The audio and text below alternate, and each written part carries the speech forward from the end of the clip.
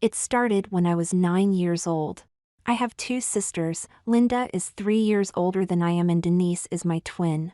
One day while we were playing, Linda decided we should play dress up, her favorite game. She found a pretty dress for her and one for Denise. After getting all dressed, Linda looked at Denise and said, "Let's find something for Denny to wear." They rooted through their things until they found a pair of pink nylon panties with lace around the waist and down the front. Next were pink lace tee-rimmed anklets, a white slip and a pink party dress with sheer, fluffy sleeves and a sash. I took the panties and went into the closet we were using for a dressing room. I took off all of my clothes and pulled the panties up. My sisters then put the slip over my head and pulled it down. It was really very pretty. It had a pretty little pink flower and bow at the chest and lace around the bottom. I couldn't believe how nice the clothes felt. I never had anything that nice on before. Next I sat down and put the socks on, folding them over to show off the pretty lace trim as I'd watched my mom do for my sisters. My sisters then put the dress over my head and pulled it over my slip. They buttoned up the back and tied the sash into a bow. Then they grabbed a brush and fixed my hair to give me bangs just like Denise had. It all seemed so much fun for me to put on the clothes and pretend I was Denise's twin sister Diane. We played for the whole afternoon that way, with me trying on just about every dress Denise had in her closet. As a joke, we all went downstairs to introduce our mom to Diane. Mom laughed when she was introduced and said, "Diane, you certainly are a pretty little girl." I don't know why, but it made me happy to have Mom call me a pretty girl. "Please go back up and change now, girls," said Mom. "It's almost time for dinner and I wouldn't want you to mess up your pretty dresses." We raced up the steps giggling and carrying on like the silly little girls we were. My sisters took off their dresses and then helped me out of mine. I hated to take it off, but to my delight Linda suggested that we change into sundresses. I peeled off my slip and found a pretty lilac-colored sundress of Denise's and quickly slipped it over my head. I stepped into a pair of my twin sandals and we girls were off to eat dinner. My mom was somewhat surprised that Diane had come back, but once again told me how pretty I looked. I blushed as my sisters giggled about their new sister. Just then the front door opened and my father returned from work. He looked at my sisters, smiled and then seemed puzzled as he looked at me. "Hi Dad," I said, "we were playing dress up and I'm your new daughter Diane." My father looked me over from head to toe. He then turned to my mom and said, "Looks like we have 3 daughters now." We sat down and ate dinner without another word being said about the new addition to our family. After dinner my sisters and I helped Mom clean up the kitchen and then went in to watch television with Dad. When bedtime came we went to our separate bedrooms to get ready for bed. Mom came in to help me get ready. "I thought you might need a little help with your outfit," she said. She helped me pull the dress over my head and seemed surprised that I was wearing panties. My, she said, "You certainly went all out, didn't you?" I took off the panties, put my own underwear and PJs on and went to sleep remembering the fun time I had that day. The next day I went out to play with my friends and forgot all about Diane. I didn't give much thought to the game of dress up we had played for some time after that. Then one rainy day I couldn't go out to play. I was very bored, there was nothing good on television and I didn't feel like playing any of my board games. Mom noticed that my sisters were equally bored and suggested we go to a movie. She added that she had a special treat planned. That sounded great to us kids and we quickly agreed. "I think you kids should first take a bath and change clothes," said Mom. "You want to look nice when we go out." Mom looked at me, smiled and said, "Let your sisters get ready first, Denny, okay?" "Sure," I said. I didn't much care for the idea of bathing and putting on better clothes anyway. Soon my mom told me that it was time for my bath. I went into the bathroom and found a bubble bath waiting. "Wow, I love a bubble bath," I exclaimed. "Hurry up Denny, we don't want to be late for the show," said Mom. I jumped into the tub and took the quickest bath I could. When I finished Mom gave me a robe and told me to go to my room and get dressed. "What should I wear?" I asked. Mom said not to worry, she set clothes out for me. When I went into my room I got a shock. There on my bed was a pretty yellow dress, panties, a slip and a pair of white tights. "Mom, where are my clothes?" I asked, puzzled. Right there on your bed, Diane. Mom said. This is the treat I mentioned. I was a little surprised at her calling me Diane. It had been several months since I had played dress up. But Mom, I cried, these are girls' clothes. I can't wear these. Mom just laughed and said, sure you can, Diane, you make a very pretty little girl, remember? Mom ignored the horrified look on my face as I pleaded that someone might see me. Don't worry, sweetie, she said reassuringly, believe me, no one will ever notice you. Now let me help you get ready, dear. Since Mom thought it was okay, I began to get ready. I pulled on the panties and slip and was reaching for the dress when Mom stopped me. Don't forget your tights, Diane, they'll really add something to your outfit. She had me sit down on the bed while she rolled them over my feet and up my legs. There, she said, now for your dress. She placed the dress over my head and zipped it up the back. She handed me a pair of my twins' white shoes and led me to a full-length mirror. Now, just a little bit more and we ladies will be all set. She brushed my hair into a pageboy style with bangs and then put a pretty yellow barrette in it. Smoothing bangs onto my forehead, she smiled and said, perfect, no one will ever know you're not a little girl. Looking into the mirror, I knew she was right. This is going to be fun, I thought. When we went downstairs, I found that my sisters had similar outfits on. Wow, said Linda, you're really pretty. Yeah, said Denise, you make a great girl. The show Mom took us to was in a mall and we stopped to eat before going to the movie. No one ever looked twice. I was having a great time. After the movie, Mom said, school starts soon, let's look for some nice school clothes. By now, I had become quite comfortable in my new clothes and didn't mind going anywhere dressed that way. We went into a department store and headed straight for the girls' section. Mom picked out several pretty outfits for Denise and Linda and had them try them on. I just stood around wondering what it was like to try on all of these pretty clothes. I didn't have to wait long. Mom found several pretty dresses and said, come on, Diane, let's see how you look in these. Mom and I went into a dressing room and I began trying on the dresses. I couldn't believe how nice the dresses felt on me. I tried on a pretty pink dress with a fluffed out skirt first. I looked at myself in the mirror and began to twirl around and around. All right now, young lady, said Mom, you're going to get yourself dizzy, why not go out and show your sisters how pretty you look? I practically ran out of the dressing room. I couldn't wait to let my sisters see me. They looked at me and smiled. You look just great, Diane, let's see the other dresses Mom picked out. I hurried back in to have Mom unzip my dress and help me into another. This one was white with a pink bow and sash. I slipped it on and Mom zipped me up. How do I look now? I asked. Mom and my sisters looked me over and smiled. No doubt about it, said Mom, I have 3 lovely little girls. We bought several outfits for my sisters, but Mom didn't think it was such a good idea for me to have my own dresses. Remember, she said, you're only playing, they need outfits for school. By the time we got home, my father was already there. He seemed shocked Mom had taken me out in public in a dress, but readily agreed with her that I certainly didn't look anything like a boy. Have fun, Denny, he said, but don't go out of the house dressed like that without Mom. I don't think you'd like your friends to see you in your dress-up clothes. I didn't dress as Diane very much after that. Linda didn't want to play dress-up very often and I thought of it as only a game. I was back at school that fall and didn't have much opportunity to play with my sisters. I became involved in school activities and soon forgot about Diane for a while. One thing stuck with me though. I watched the little girls in school and began to take notice of their clothes. I began to think back to my dressing up and wondered if they wore the same kinds of clothes I had worn. I noticed that they were careful to smooth out their dresses as they sat down and how they folded their hands in their laps when they were sitting. As time passed, I began to think more and more about Diane.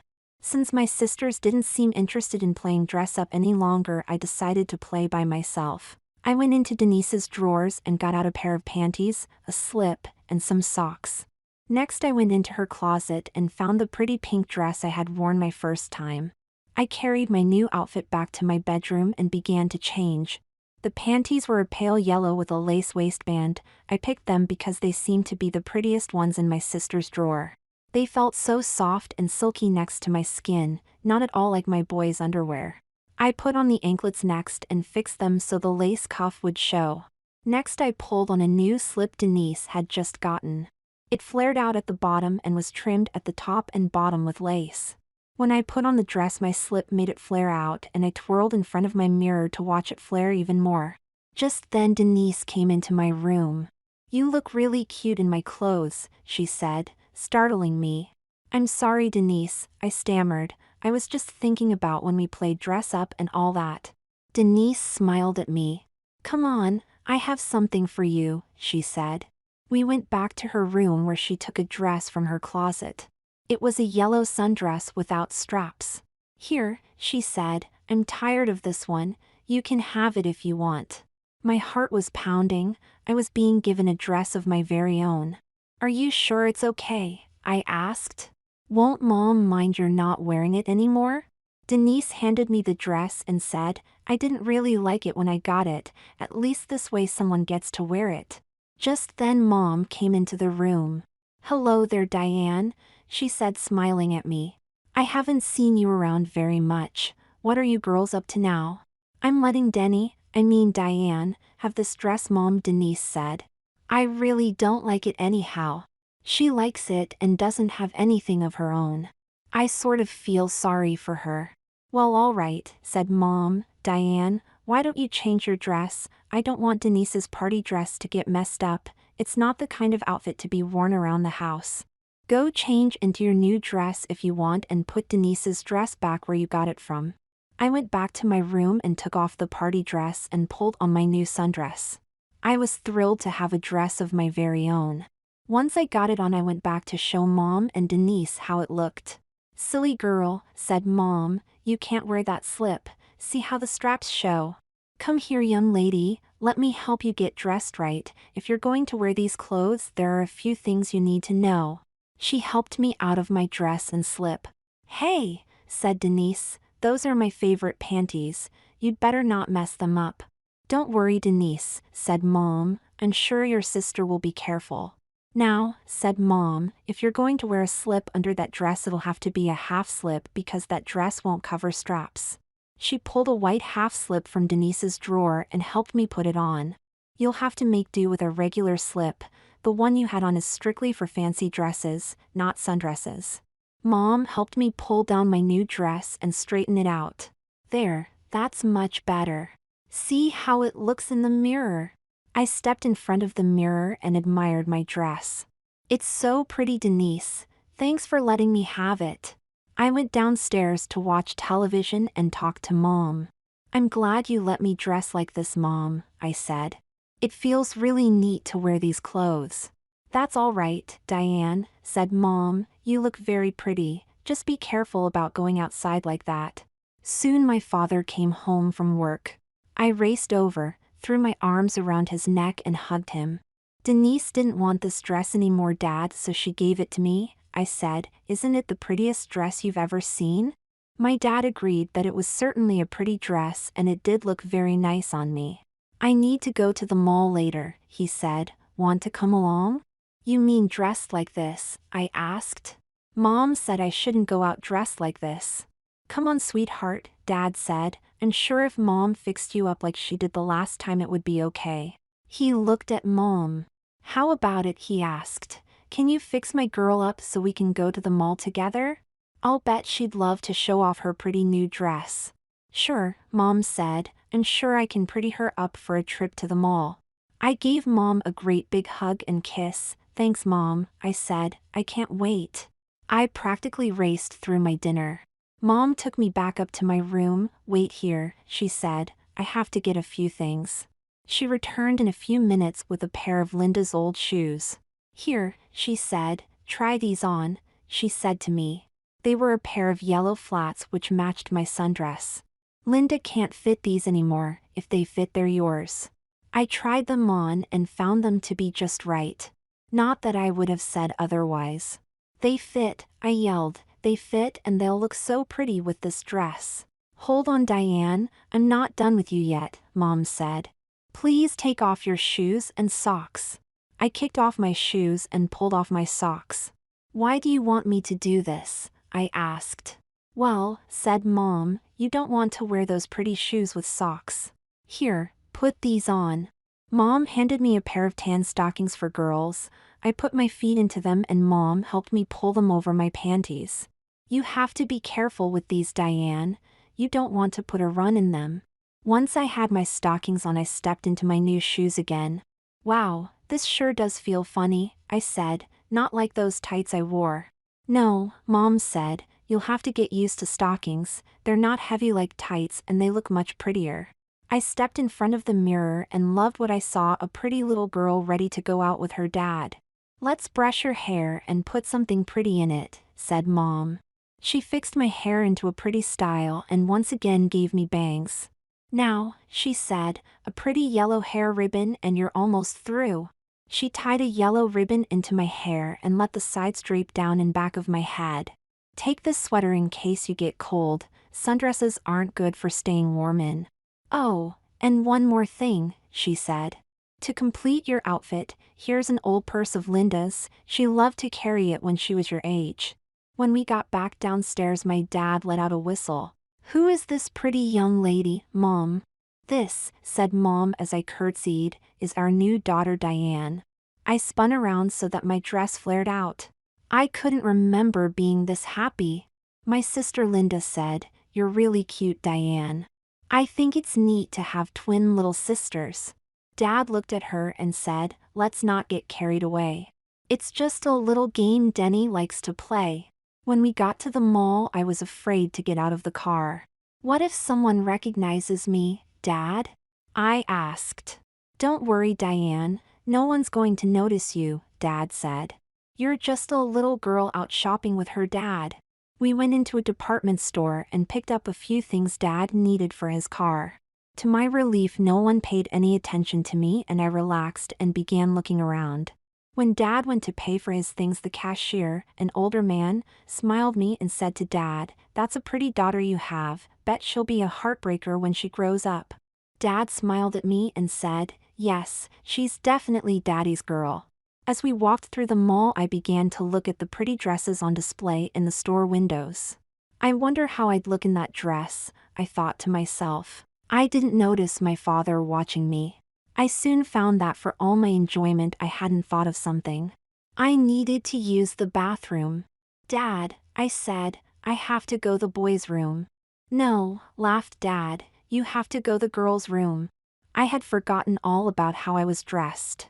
Dad walked me over to the restrooms and said, you're on your own now, Diane, I can't go into the ladies' room with you. I pushed open the door and was confronted with a row of stalls. Well, I thought, this isn't going to be easy. I walked over to a stall, opened the door and went in. I closed the door behind me and lifted my dress, pulled down my stockings and panties and sat down. When I finished, I pulled up my panties and after much struggling got my stockings pulled up and straightened out. I left the stall and passed several ladies fixing their makeup. Once again, no one paid me any attention, it was just as if I belonged there. I left the ladies' room and saw my dad standing there. Well, I see you managed okay in there, he said. Yes, I replied, all of the ladies acted as if I were just another girl. Dad smiled, you look so pretty, you fit right in, Diane. We drove home and I dashed into the house. Mom, you'll never guess where I was, I actually went to the girls' bathroom at the mall. Mom looked somewhat puzzled. Well, of course, Diane, isn't that where all girls go? I dressed off and on. After that time, Mom occasionally gave some of Linda's old clothes to Denise and me, and soon there were several pretty dresses hanging next to the pants in my closet. One day Mom and Dad were talking over vacation plans and Dad said, yes, I'm sure he'd enjoy it. I remember him looking around at the mall. Mom saw me standing there, smiled and said, yes, let's get busy, we need to get a few things. Denny, Mom said, come with me, we have to go shopping and I want to get you ready.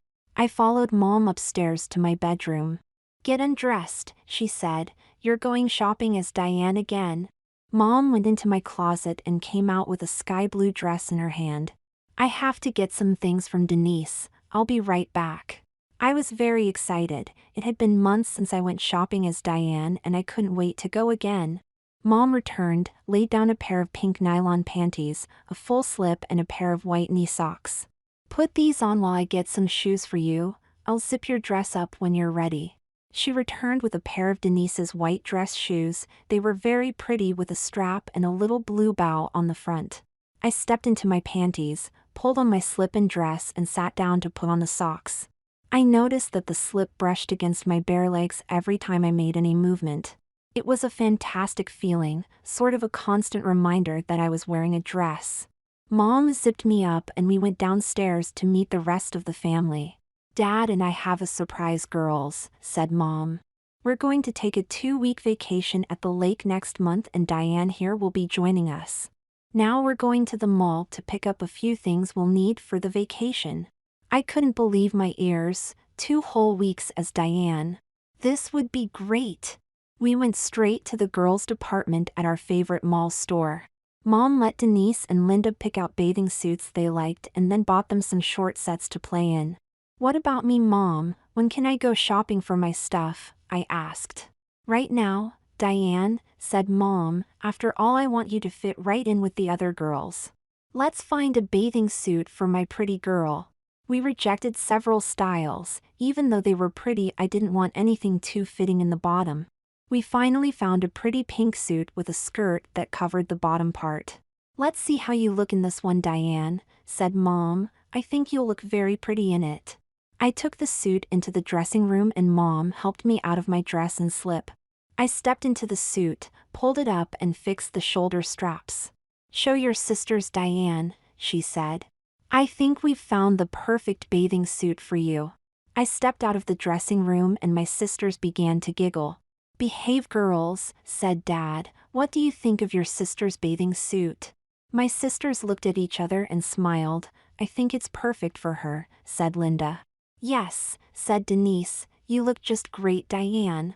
We shopped for several hours, making sure we would have everything needed for 2 weeks. My mom went to the girls' underwear section and came back with a full slip, a half slip and several packages of nylon panties. Next we picked out several short sets for me and a pair of sandals. One last thing, Diane, said Mom, we need to get you a couple of summer nightgowns for the trip. I found several pretty ones I liked. One was a pale yellow baby doll style with matching panties. It had a lace trim around the neck, armholes, and bottom, and the panties had a lace trim around the leg openings. I also picked out a pink nylon nightgown that came to my knees and also had a pretty lace trim to it. That should do it, girls, Mom said. Let's go home. I was thrilled. I now had my own panties, several dresses, nightgowns, and a pretty bathing suit. What more could a girl ask for? When we got home, Mom and Dad called me into the room. Sit down, Diane, Mom said. Dad and I want to talk to you about the vacation. I walked to the chair across from them, smoothed the back of my dress, sat down, and crossed my legs as I had seen other girls do. Yes, Mom, what's up? I asked. Well, Diane, said Dad, it seems that you're really excited about the vacation. We thought about asking you first, but after you went to the mall with me, I didn't think we needed to ask. We want you to understand that if you take this vacation as Diane, you'll have to spend all of your time for 2 weeks as a girl, Dad said. We won't pack any boys' clothes for you. You'll wear dresses or girls' shorts every day, all day. Will that be okay with you? It's just great with me, Dad, I said. I can't wait to get ready for the trip. Mom smiled. We will have to be making some changes, Diane. I've held off on getting you a haircut so that I can give you a perm. I think you'd look very pretty with curly hair. Yes, said my dad. You'll be getting a pretty new hairstyle and Mom also has some studying for you to do. Studying? I asked. I thought this was going to be a vacation trip. What do I have to study for a vacation? Mom reached into a shopping bag next to her and brought out several magazines for young girls. I want you to study these, Diane. You'll need to learn how to act more like a girl.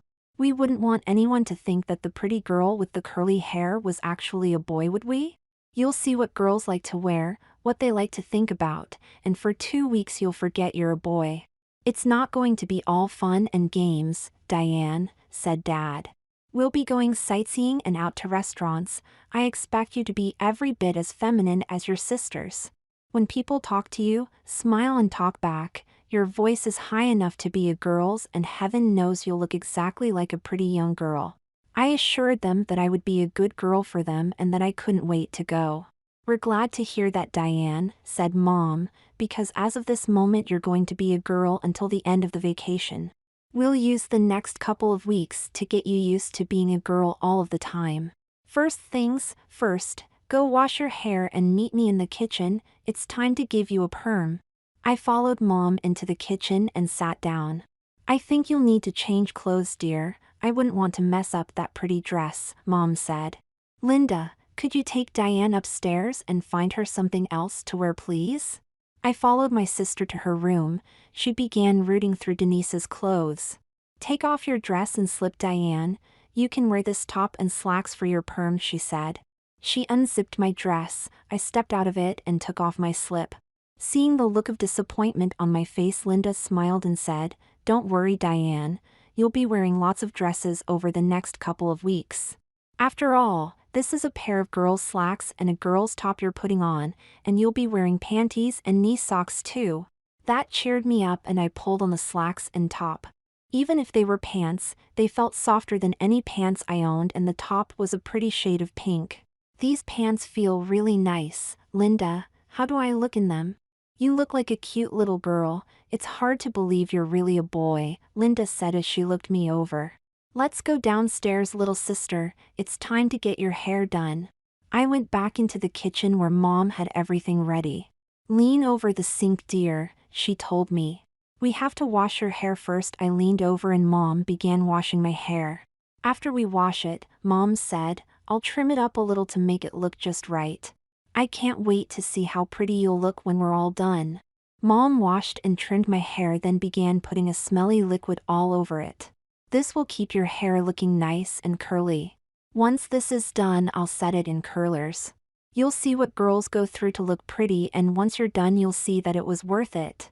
It felt funny having my hair in curlers. Mom said I'd have to keep them in for a few hours for the perm to work. In the meantime, I began reading one of the magazines Mom had gotten for me. The magazine was written especially for girls my age and talked about some of the television shows I watched. The difference was that the stories were about how cute some of the young actors were and what the girls in the show liked to wear and do. I really never thought about what the girls in the show liked or not, but now I found it fun to read about their favorite clothes and stuff like that. There were lots of pictures of the girls in different outfits, and I started thinking about what I would look like in a certain outfit. Some of the dresses were really pretty and I wished that I had them for my own. After a while, Mom called me in to take out my curlers. She carefully unrolled them and then began fixing my hair with a brush. When she was done, she said that I looked like one of the prettiest girls she'd ever seen. Then she asked me to come upstairs with her so that she could find me something really pretty to wear. "You look much too pretty to wear slacks and that old top, Diane," she said. "Let's get you into a pretty party dress before we show you off to the rest of the family." Mom had me take off my slacks and top while she found an outfit for me.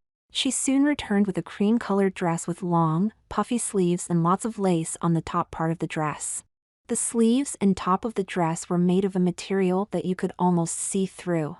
It had a pretty sash that could be tied in the back and a small pink rose at the neck. She handed me the full slip she had bought for me and helped me into it. It felt very silky and had lace on the top. "Take your socks off, Diane," she said. "You'll need to wear stockings to look good in this dress."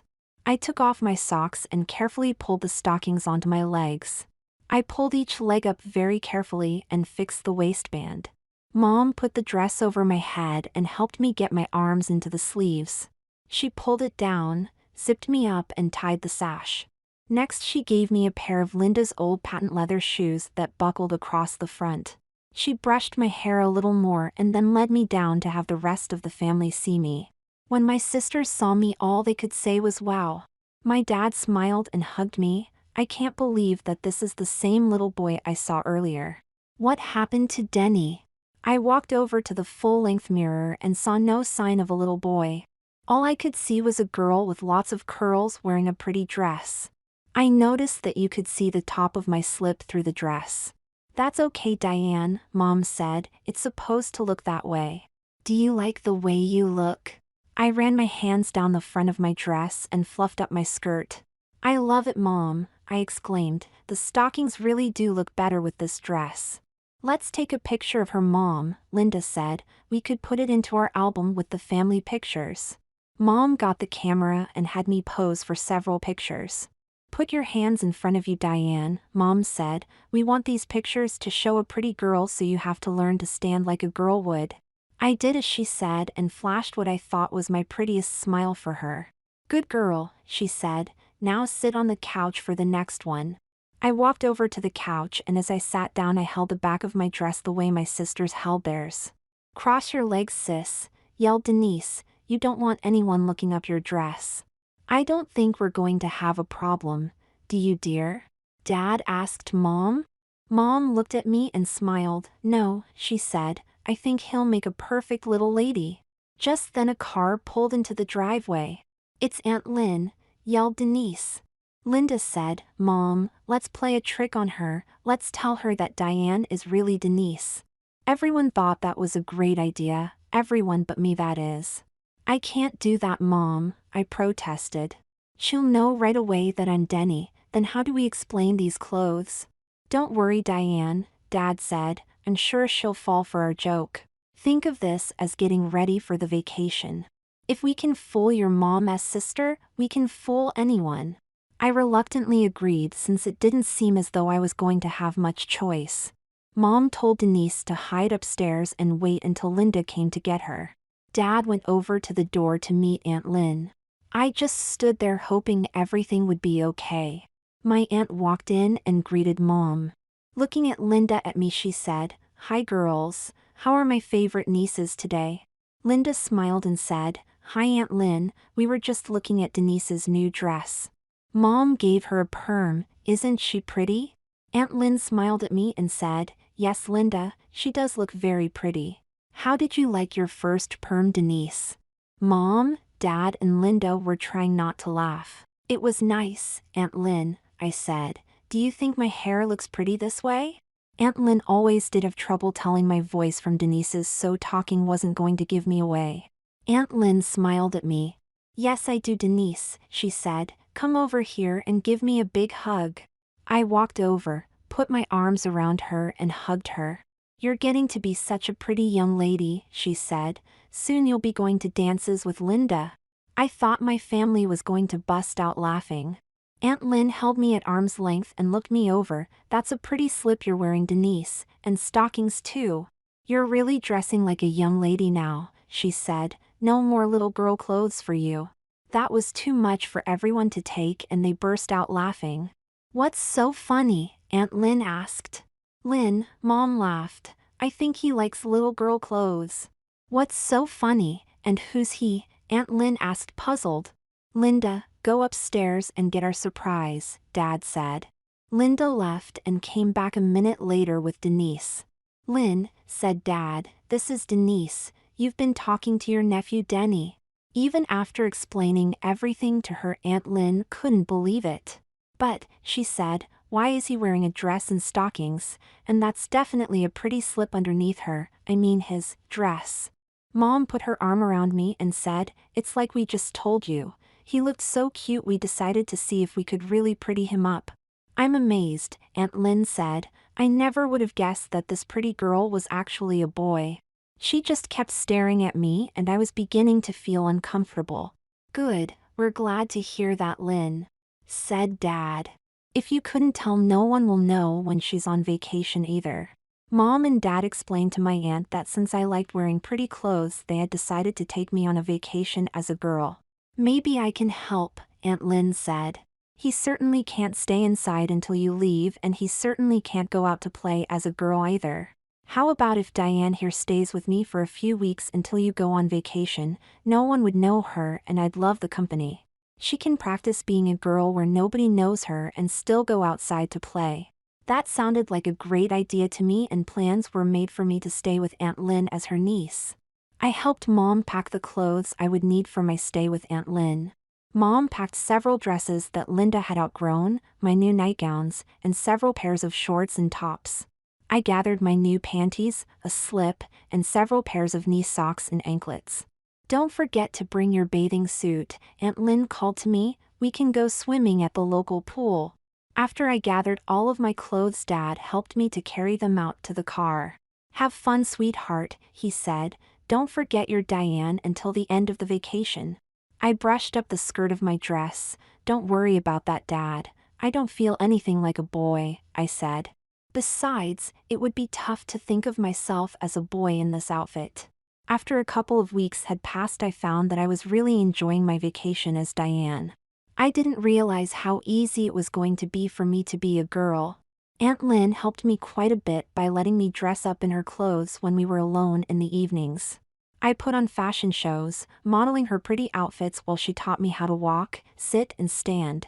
I learned how to wear garter belts and stockings, how to put on and zip up a skirt without any help, and how to coordinate accessories such as shoes, purses, and jewelry with different outfits.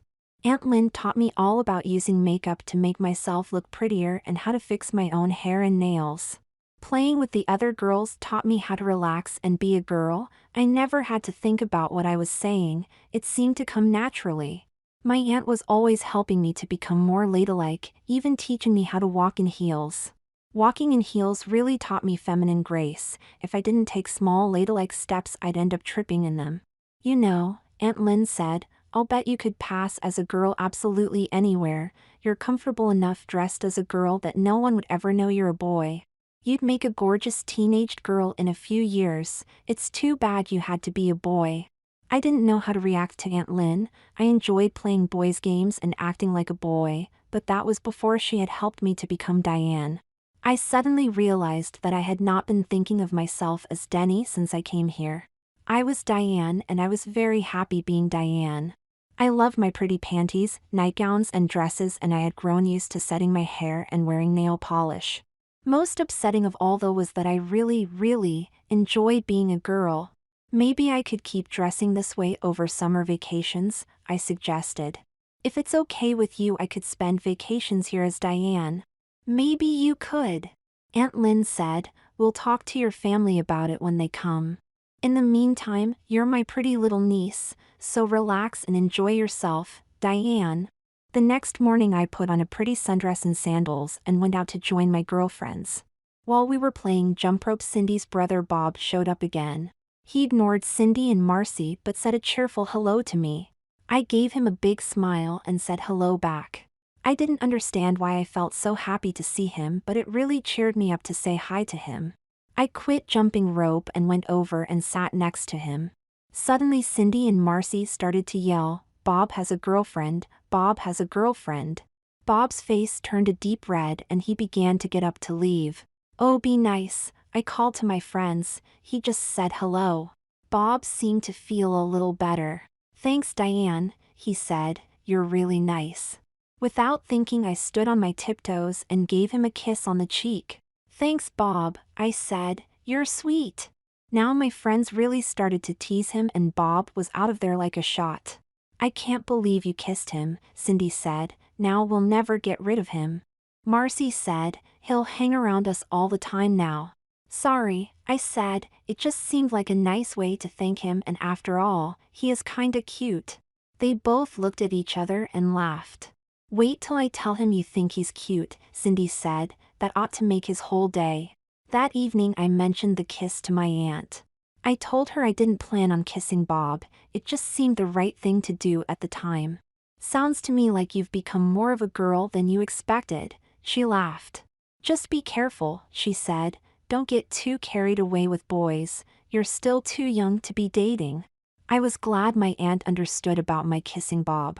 I hadn't planned on kissing him. I never thought I'd ever be kissing another boy. Of course I didn't think of myself as a boy when I kissed him, I thought of myself as a girl who was kissing a really cute guy. It wasn't easy for me to understand, as Denny I had crushes on several girls. Now a dress and panties had changed all of that. I looked like a girl, dressed like a girl, and bought like a girl. I enjoyed the pretty clothes and the way people treated me. I liked being with other girls and checking out cute guys with them. I even kissed a guy. I couldn't understand the way that I felt, but I knew there was no doubt. Without realizing it, I had become a girl. One of the things I enjoyed most about my vacation was going out with my aunt. We went to movies and restaurants several times. Each time I wore a pretty dress and had my hair curled. Everyone we met treated me so nicely, complimenting me on my dress and how pretty my hair was. As Denny, no one ever gave me a second look. We went shopping several times and each time I got another pretty outfit. I loved trying on pretty clothes and Aunt Lynn always managed to find something nice for me to try. The sales clerks were always very nice and helpful, one even suggested that I would make a beautiful model. Once Aunt Lynn told me to put on a nice outfit with stockings for a shopping trip. I decided to wear a dress Mom had bought me before I came here. It was very pretty, with a blue and white striped sleeveless top and a solid blue skirt. I pulled on my only pair of stockings and my full slip. I loved to wear the slip because of all the pretty lace it had at the top and bottom. I pulled on my dress and stepped into a pair of sandals. Aunt Lynn said I looked like a pretty young lady as she zipped up the back of my dress. We went right to a shoe store in the mall where my aunt told the lady working there that she wanted to get her niece her first pair of heels. I tried on several pairs before I decided on a pair of black ones with a strap across them and a pair of white slip-ons with a pretty pink bow at the front. I loved how pretty my feet looked with stockings and my new shoes. Even though they had only a small heel, I was thrilled to hear the clicking noise they made when I walked. The sales lady asked if I'd like to wear a pair home and I readily agreed. I decided the white ones would best match my dress so I chose them. It's so nice to see little girls becoming young ladies with their first pair of heels, the clerk said. She's going to be a pretty young woman, Aunt Lynn said. It's time she learned how to dress right. We paid for my shoes and headed for the lingerie department of a major department store. You're almost 11 years old now, my aunt said. It's time you quit dressing like a little girl and learn to dress like a young lady. I know just what you need to make you feel like a pretty young lady, Diane, she said as she selected several pairs of panties for me. She was right. The panties were silky nylon in pink, yellow, white, and blue, with a band of lace around the waistband and a lace panel in the front. Compared to these, my other clothes were almost boyish. I love to wear pretty lingerie, my aunt said. It makes me feel so feminine. She also picked out a cream-colored half-slip with lace trim at the bottom for me along with several training bras. Wait until you see the difference these will make to your figure, she said. They were very pretty, white with a little padding and a pink bow at the center. You need more stockings too. A girl can't get by with just one pair of stockings. She took her time looking over the display of stockings. Soon she picked out several pairs in tan, white, and black. The packages described them as feeling like silk and promised to make my legs look their loveliest. I could hardly wait to try them on. We'll have to get a couple of bras for Denise too, she laughed. I don't think she'd appreciate her brother's getting his first bra before she did. I couldn't wait to tell my girlfriends about my new bras, but first I hurried into my bedroom to try them on. Aunt Lynn unzipped my dress and I quickly stepped out of it and my slip. I was ripping apart the box the bra came in when Aunt Lynn told me to slow down. I have to help you into it, she said, then I'll teach you how to put on your own bra. Now hold out your arms and slip the straps onto your shoulders. Once I got my arms in, she adjusted the straps and fastened the back. It was a wonderful feeling, a little tight, but I wasn't about to complain. If feeling my slip on my legs reminded me that I was wearing girls' clothes, the tightness of my bra would make sure I didn't forget that I was now a girl. I quickly pulled on my slip and smoothed it out. It now had a slight bulge in the top. You can see the difference a bra can make to a young woman's figure, Aunt Lynn laughed. Yes, I can, I said. I think I'm going to like having a bust line. I stepped into my dress again and my aunt zipped me up. When I looked down at my chest, I marveled at my new bust line. Wait till the girls see me now, I said with glee. Yes, said my aunt, and wait till Bob sees you as a young woman. I smiled at that thought. I wondered what Bob's reaction would be when he saw me now. I slipped into my heels and ran off to see my friends. I met Cindy coming out of her house. Wow, she said, you look great, Diane. Wait till Bob sees you dressed like that. I smiled. Do you think he'll like the way I look? I asked. Cindy laughed. He already likes the way you look. He'll go nuts trying to decide if he should look at your chest or your legs. That made me blush. Do you think I really look that good? I asked. I'm just glad you don't live around here, Cindy said. I'd hate to have to compete with you for guys when we're older. Bob came out of the house just then. Hi Diane, he said with a huge grin.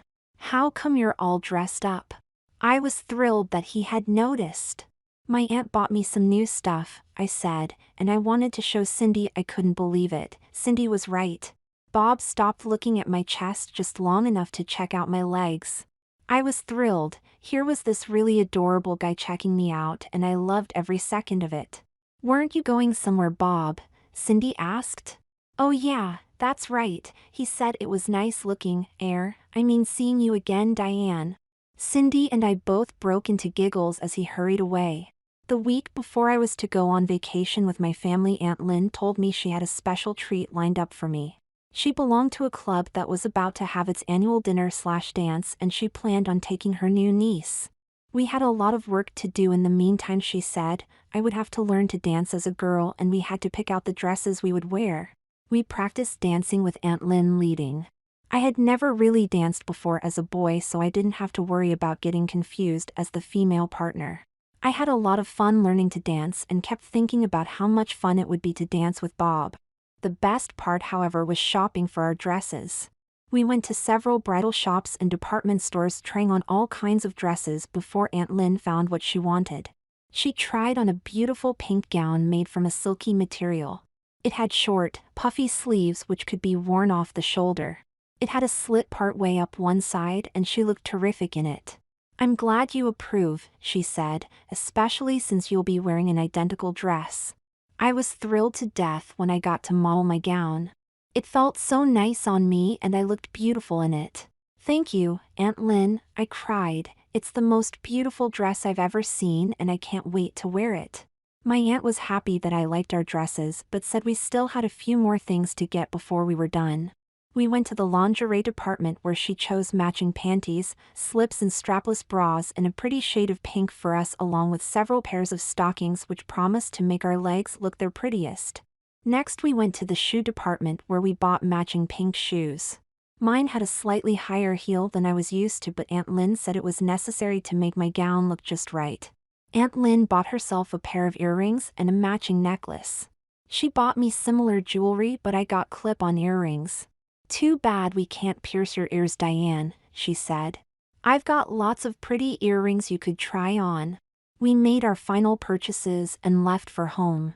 I was so excited, I wanted to hurry home to tell the other girls about my gown. I was so excited that I almost tripped going to Cindy's. Luckily for me, Bob was standing nearby and caught me as I fell. Thanks, Bob, I said with what I hoped was my prettiest smile. You're really sweet. Bob looked at me and smiled. Glad to help, Diane, anytime, he said. I was in heaven. The cutest guy in the whole world had me in his arms for a second and had smiled at me. What more could a girl ask for, except maybe a date with the guy? Of course there were just a few problems. Aunt Lynn said I was still too young to date. I was 10, Bob was 12. The other minor problem being that I was a boy. Of course I was willing to overlook being a boy. I'd been Diane day and night for more than 2 weeks now, and I no longer thought of myself as a boy. I looked like a girl, dressed like a girl, acted like a girl, and felt like a girl. As far as I was concerned, I was a girl. Cindy came over to interrupt my dream. Hi Diane, I see you've really fallen for my brother, she laughed. Yeah, I replied. I wish I hadn't been so clumsy. I forgot that I was wearing heels. I know, she said, my mom's always reminding me to walk like a lady when I wear mine. It's such a pain to have to remember to act like a lady. My brother gets to run around whenever he likes. I wanted to tell her how much nicer it was to be a girl than a guy, but then she'd wonder how I knew. I decided to just agree with her. Right, I said, boys don't have to worry about how they sit or how they walk.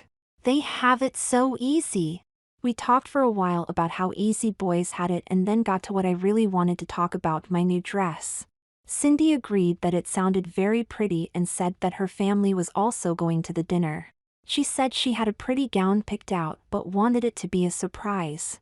You'll love it when I see you at the dinner, she said. Until then you'll just have to wait. We both agreed that we'd be the prettiest girls at the dance, and that the boys would be lining up to talk to us and ask us to dance. I told her about Aunt Lynn's teaching me to dance and how excited I was about the party. "Bob's going to be there, you know," Cindy remarked. My heart almost skipped a beat. "Do you think he'll want to dance with me?" I asked. Cindy giggled. "I guarantee it. He asked me if you'd come, but I said I wasn't sure." "Well, don't wait," I pleaded. "Tell him I'll be there." The day before the dance, Aunt Lynn had another surprise for me. We were both going to a beauty shop to have our hair done, and then I was to have my picture taken in a photo studio wearing my gown. The night before, I was so excited that I could hardly get to sleep. My aunt and I had assembled everything I would need to wear and set it aside for the next day. She told me she understood my giddiness. It was natural for a girl to be excited under the circumstances, but that if I didn't get some sleep I'd look terrible in the pictures. I finally drifted off to sleep with visions of my first visit to a beauty shop swirling in my mind. Soon my aunt was waking me up and telling me it was time for breakfast. I began gulping down my cereal until my aunt interrupted. "Diane, please slow down and eat like a lady," she said. "If you're going to act so ill-mannered, you can go back to being a boy." That certainly slowed me down. I suddenly realized that I had forgotten about being a boy and was excited about being transformed into a lovely young woman. I didn't want my aunt to turn me back into a plain, ordinary boy now. "That's much better," my aunt laughed. "I must have scared you with that threat." I was on the verge of breaking into tears. "I'm sorry, Aunt Lynn," I said. "Please don't make change to a boy yet. I love being a girl. The clothes are so much softer and prettier and people treat me so much nicer. I'm really enjoying being a girl." "All right, Diane," she said, "please don't cry. I'm glad you enjoy being a girl. I've enjoyed your visit with me and I'll hate to see you leave. In the meantime, we ladies have to get our hair done. Come on, let's get dressed." Aunt Lynn told me to put on shorts and a top for now, saying that I'd be more comfortable that way. I put on one of my new bras along with a pair of light yellow panties, yellow shorts so that my panties wouldn't show, and a pretty white top with flowers around the collar. The top buttoned in the back, and my bra straps were clearly visible through the material. I stepped into my sandals and Aunt Lynn did my hair into a cute ponytail. The lady at the beauty shop was very nice, telling my aunt how pretty I was. She said that it was a special event for a girl to get her first grown-up hairdo. Aunt Lynn mentioned the pictures and the lady broke into a wide smile. "Don't worry, Missy," she said, "when you're done here you'll be a gorgeous young woman." I couldn't have been happier. First they shampooed my hair, then they trimmed it to even it up. Next they put some kind of gel on it which they said would help keep the style. After that it was rolled into curlers, some large, some small. While one lady was setting my hair, another lady came over and had me take off my shoes. I was going to get a manicure and a pedicure. The lady doing my nails worked around the edges of them with some kind of file and then buffed them. "I see you've been taking good care of your nails," she said. "Pretty nails are very important to a young woman's looks." She smiled at me and continued on, "Boys really notice pretty nails on a girl, you know. Do you have a boyfriend yet?" My face must have turned beet red when she asked that. I just smiled and looked down at my feet. "Sort of," I answered. "I think my girlfriend's brother is really cute." The lady smiled at me as if she were talking to her own daughter. "Just wait until he sees what a pretty young woman you've become at the dance," she said. "I'll bet he asks you to dance every dance." I couldn't hope for more, I thought. I'd just die if Bob didn't ask me to dance. By now my toenails were a pretty shade of pink and the lady was gluing fake nails to my fingertips. The nails were a little longer than my own and came to a rounded tip. Once they were in place they were painted the same shade of pink as my toenails. "This shade will match your gown," the lady said. "It's important to match your nails to your dress when you can." I had to sit under a dryer for some time to help set my new hairstyle. I passed the time reading magazines and catching up on the latest fashions for teenaged girls. Soon I was done and was moved back to a styling chair. My curlers were taken out and my hair was brushed and styled. I finally got to look at myself in the mirror after several hours of primping. I couldn't believe my eyes. Staring back at me was a girl that as Denny I would have killed for. Now as Diane, all I could do was cry. What's wrong, sweetheart? Asked the hairstylist. Don't you like your new hairdo? I didn't know what to say. The girl in the mirror had gorgeous blonde hair, mine used to be sort of a dishwater blonde, almost brown. The girl I was looking at had pretty waves throughout her shoulder-length hair. When I set mine, the best I could do was a few curls at the ends. The bangs I fought to get to do more than lay flat were now fluffed out from my forehead and curled towards either side of my head. It's not that, I said through my tears, it's the most beautiful hairstyle I've ever seen. My aunt, who was also having her hair and nails done, stood behind me. You're beautiful, Diane, she said, the prettiest young lady I've ever seen. You look beautiful too, Aunt Lynn, I exclaimed. We'll be the prettiest ladies at the dance. Aunt Lynn smiled and kissed me on the cheek. You know, Lynn, said the hairstylist to my aunt, he was pretty when you brought him in, but now you can be certain that no one will ever guess that this beautiful young lady is really a boy. I almost died when I heard that. Aunt Lynn, I cried, you mean she knows about me? I felt as though the world had just crashed in on me. Yes, Diane, my aunt said, she knows all about you. You see, Janice here is my best friend, we grew up together. It was her idea to take you to this dance and to have your picture taken. Aunt Lynn's friend smiled at me. Don't worry, Diane, she said, your secret is safe with me. Your aunt told me about you when you first came to stay with her. She told me about how you fooled her when she came to visit and how you're staying with her until your vacation comes up. She thought you were such a cute little girl, and she was right. Since you seem to be adjusting to being a girl so well, we thought you might like to see what it's like to become a young woman. My aunt held me close and said, I'm sorry if I upset you, Diane. If there's a problem, Janice will cut your hair and you can go back to being Denny again. Without waiting to think, I blurted out, no, that's okay, Aunt Lynn. I'd hate to come this far and then miss the dance. I'm just worried that someone will find out about me. Janice put her arm around my shoulder. I understand, Diane, Janice said, but you don't need to worry. I'm not about to tell anyone unless you want me to.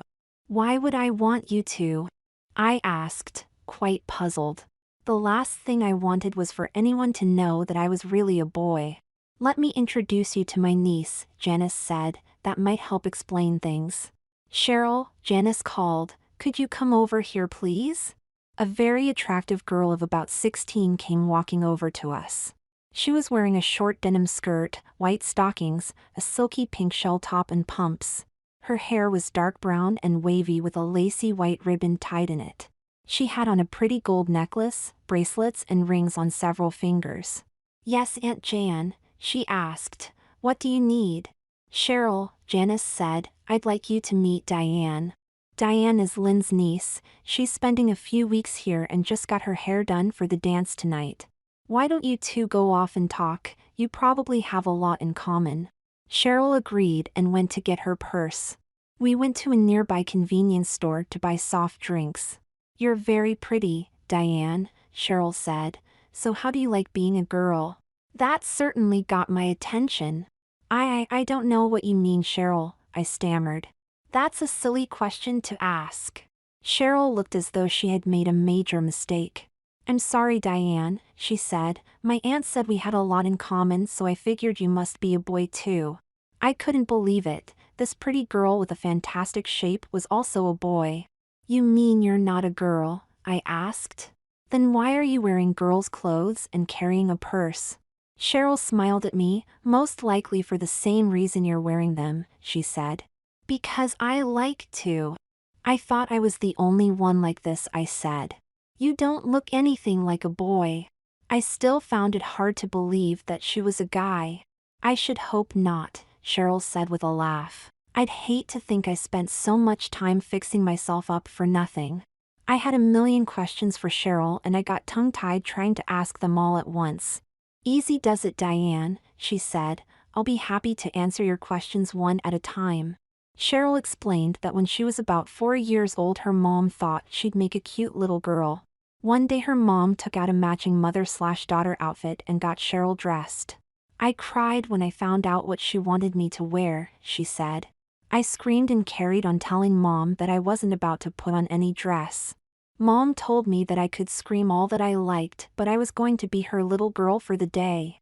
Before it was over, I had on a cute pair of yellow, ruffled, nylon panties, a pretty little slip all trimmed in lace, white anklets with pink lace around the cuffs, and a pink dress with a matching hat. Mom had also bought me a pair of white little girl shoes with a strap across them. Next thing I knew, Mom and her new daughter were headed out for a shopping trip. I even had to carry a little purse that went with the outfit. Everyone we met thought it was so cute to see us in our mother/daughter dresses. Even people who knew me as a boy said I made a pretty little girl and fussed over me. We spent the entire day shopping with me in a dress. I had to try on every cute little dress my mom saw. She bought me several dresses that day, saying that her new daughter needed some pretty new clothes. I tried to tell her that I didn't want to be a girl, but it was no use. She wouldn't hear a word of what I had to say, and as the day wore on, I got used to wearing a dress and being called Cheryl. When we got back, Mom told me that whenever I was home I would be her daughter Cheryl. She would decide what clothes I would wear and when. If we went anywhere, she expected me to dress and behave like a good little girl, or when I started kindergarten the following year it would be a Cheryl. I thought it would better to be a girl around the house than in school, so I became a very good little girl.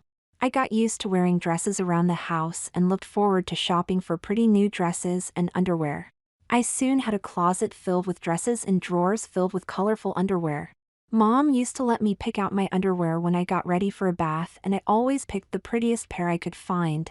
Mom let my hair grow long enough to put into a ponytail with bangs on my forehead. She didn't think guns and trucks were good toys for a little girl, so I got dolls and other girls' toys to play with. Soon I got so used to being a girl that it didn't bother me anymore.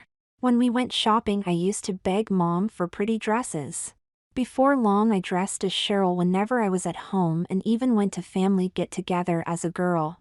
Some of my boy cousins teased me at first, but after I showed up at a Christmas party in a pretty dress and stockings, they soon began to treat me like a girl. My family would think something was wrong if I didn't wear girls' clothes. Some things were tough to get used to, but I'm glad I did. Yes, I said, it is tough getting used to some things, but I'm having so much fun being a girl that I don't mind. Cheryl giggled. I see you're wearing a bra under your top, she said. Did you have trouble getting used to the tightness of it? I've only been wearing them for a few days now, I said. I've been too excited to notice how it feels. I did have a little problem getting used to heels though. I tripped the first time I had them on. Cheryl giggled. Me too, she said. I felt like such a clumsy oaf until I got used to them. We talked for a while about getting used to being girls. I felt just like a girl comparing notes with a girlfriend on becoming young women. Cheryl, I asked hesitantly, have you ever kissed a boy? Cheryl stopped dead in her tracks. Why would you ask a question like that, Diane? She asked. I was just wondering, I said. I think that the longer I stay dressed as a girl, the more I find myself becoming a girl. Cheryl looked at me very intently for a few seconds and then said, You're right, every time I dress up as a girl I have a strange feeling that I may never come back as a boy. I think it's much harder to act like a boy. You have to be careful what you say and do so that no one thinks you're a sissy. It's so much easier for me to be a girl.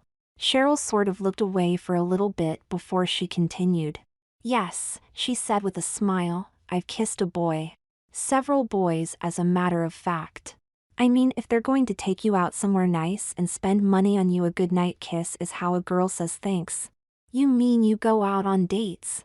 I asked. Sure, Cheryl said, laughing. I'm old enough to date. I was amazed to think that she had actually dated as a girl. Do you go out with other boys? I asked. Well, sure, she said matter-of-factly. Guys think I'm cute and ask me out all the time. I have a lot of fun on dates, and so do the guys I go out with. Don't your mom or your aunt mind? I asked. No, Cheryl said. They treat me like a girl and take it for granted that boys ask me out. When I'm staying here, Aunt Jan helps me get ready if I have an important date. Sometimes she'll lend me one of her outfits or fix my hair real pretty. I always go on vacation with my mom as Cheryl, and I've met a lot of cute guys. If they ask me out and I think they'd be fun, I say yes. Once Mom had a date with a guy and I had a date with his son. We double dated and had a wonderful time. Mom and her date went into his house for some coffee after our date, and I stayed out on the porch with my date. I snuggled close to my date and we sat and looked at the stars. It was very romantic, and besides being a real hunk, he was a great kisser. I had a great time and he was a perfect gentleman. His father taught him to treat girls nicely and he made me feel like a lady.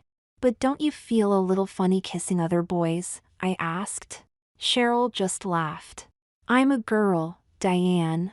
My date is the boy. I feel like a girl kissing a boy. Cheryl looked at me and smiled. Have you ever kissed a boy, Diane? She asked. Is that why you want to know how I feel when I kiss guys?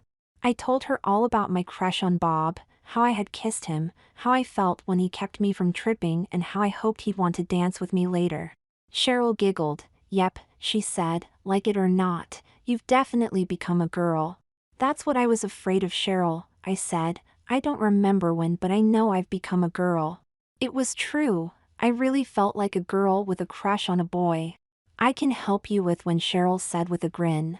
It happened when you became comfortable wearing a dress. The only question is, does it bother you to be a girl? I thought for a moment. That's what I don't understand. It doesn't bother me at all. I'm really happy as a girl, but I'm not sure I should be. Cheryl smiled at me. Don't worry about it, Diane, she said. If you're happy as a girl, relax and enjoy it. Not many boys get a chance to have as much fun as we're having. I agreed. I was having so much fun as a girl that I couldn't remember ever having this much fun as a boy. I did wonder though if when it came time for me to be a boy again, could I do it? Cheryl said we should get back to her aunt's shop before I was late for my picture. I'm sure you wouldn't want to miss having your picture taken in your pretty new gown, she said. We hurried back to the shop where our aunts waited for us. Did you girls have a nice chat? Cheryl's aunt asked. Yes, I said. I feel a lot better now. Thank you. It's been nice meeting you, Cheryl. Maybe we can talk again sometime, I said. Sure, Cheryl said. We'll see each other at the dance. Just leave a few cute boys for me to dance with, okay? Aunt Lynn and I hurried over to the shop where I was to have my picture taken. Once there, a receptionist showed us to a room where I could get dressed and ready for the photos. Aunt Lynn laid out everything I would need: my new panties, the matching slip and bra, a pair of pantyhose, and my gown and shoes. She told me to put on as much as I could and she'd help me with the rest. She unbuttoned the back of my top and undid my bra for me before she left the room. I quickly got undressed and pulled on my new panties. They were the most beautiful pair of panties I owned.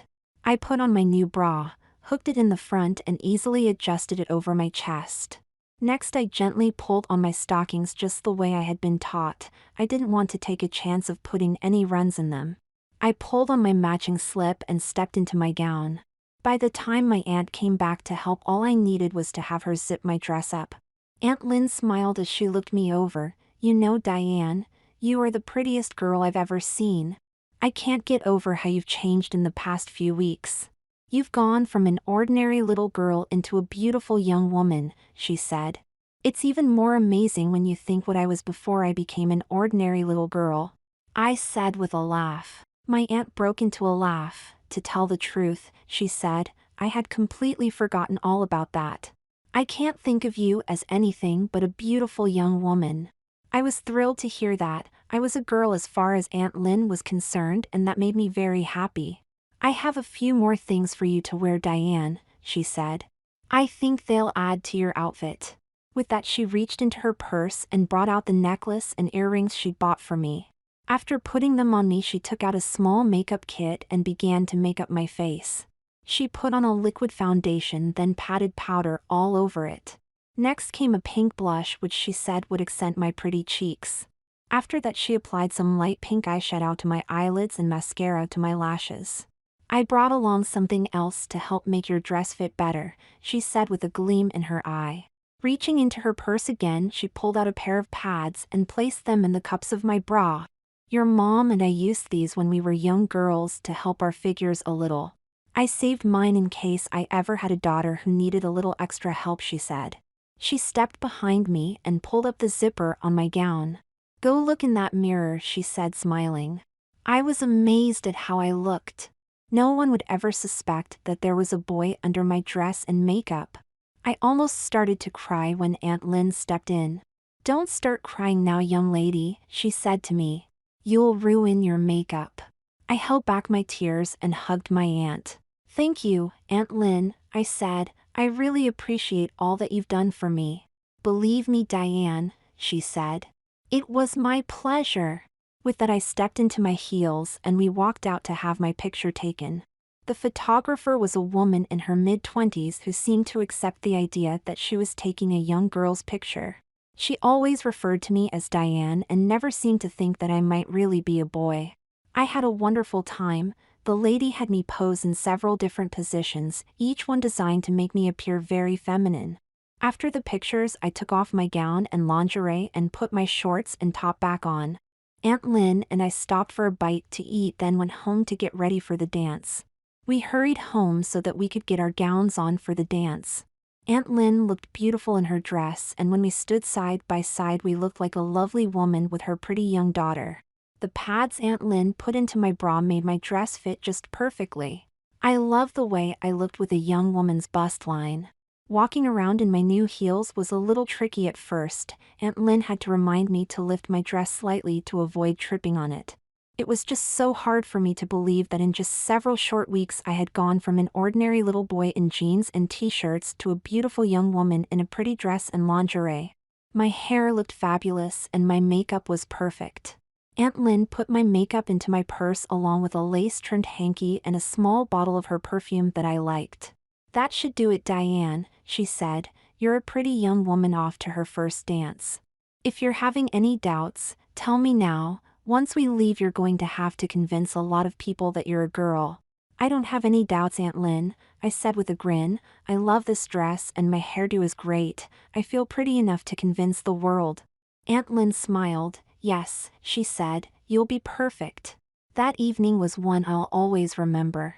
Bob asked me to dance shortly after I got there. He took my hand and led me to the dance floor. I put one hand in his and the other on his shoulder just the way I had practiced. I had a wonderful time dancing with him. I seemed to melt into his arms as we danced several slow dances. I had several boys ask me to dance and each treated me as if I were the prettiest girl they'd ever known. Cindy and I talked about how much fun we were having and how cute the guys looked. By the end of the evening, I felt just like Cinderella when she was at the ball. It was a nice feeling to know that I didn't have to worry about what would happen at midnight. I knew that when I left and went home with my aunt, I would be the same young lady I had been for the last couple of weeks. When we finally left Aunt Lynn and I laughed all the way home. You made quite an impression on the boys tonight, Diane, she said. I thought they were going to kill themselves trying to get a dance with you. I was so happy I started to cry. Thank you for giving me the nicest vacation I've ever had, Aunt Lynn. I'll never forget tonight as long as I live. I took several pictures of you dancing this evening, Aunt Lynn said. I can't wait till your family sees what a lovely young woman you've become. When we got back home, Aunt Lynn and I unzipped each other's gowns and began to get changed. I hated to have to change. I loved the feeling of wearing such pretty clothes. I finally managed to step out of gown and slip, unhook my bra and pull off my panties and nylons. I slipped into a pair of peach-colored panties and a pretty matching nylon nightgown and went into the bathroom to wash off my makeup. Even without my makeup, I saw a pretty girl staring back from the mirror. I found myself wondering how I could tell my family that I didn't want to be a boy anymore. I had gotten a taste of life as a young woman and I loved it. I finally decided to talk to them when they picked me up. Who knows, maybe there was some way that I really could stay as Diane.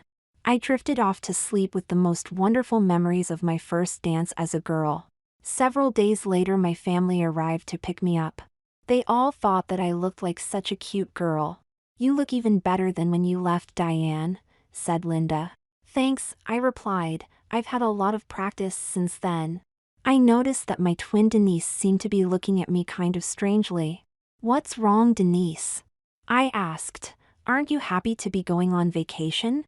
Denise looked at me and then said, It's just that I don't understand why you like being a girl so much, she said. If you ask me, Boys have it much better than girls do. No way. I blurted out, I've been both and I think girls have it much better than boys. Girls' clothes are so much nicer and people are so much nicer to girls.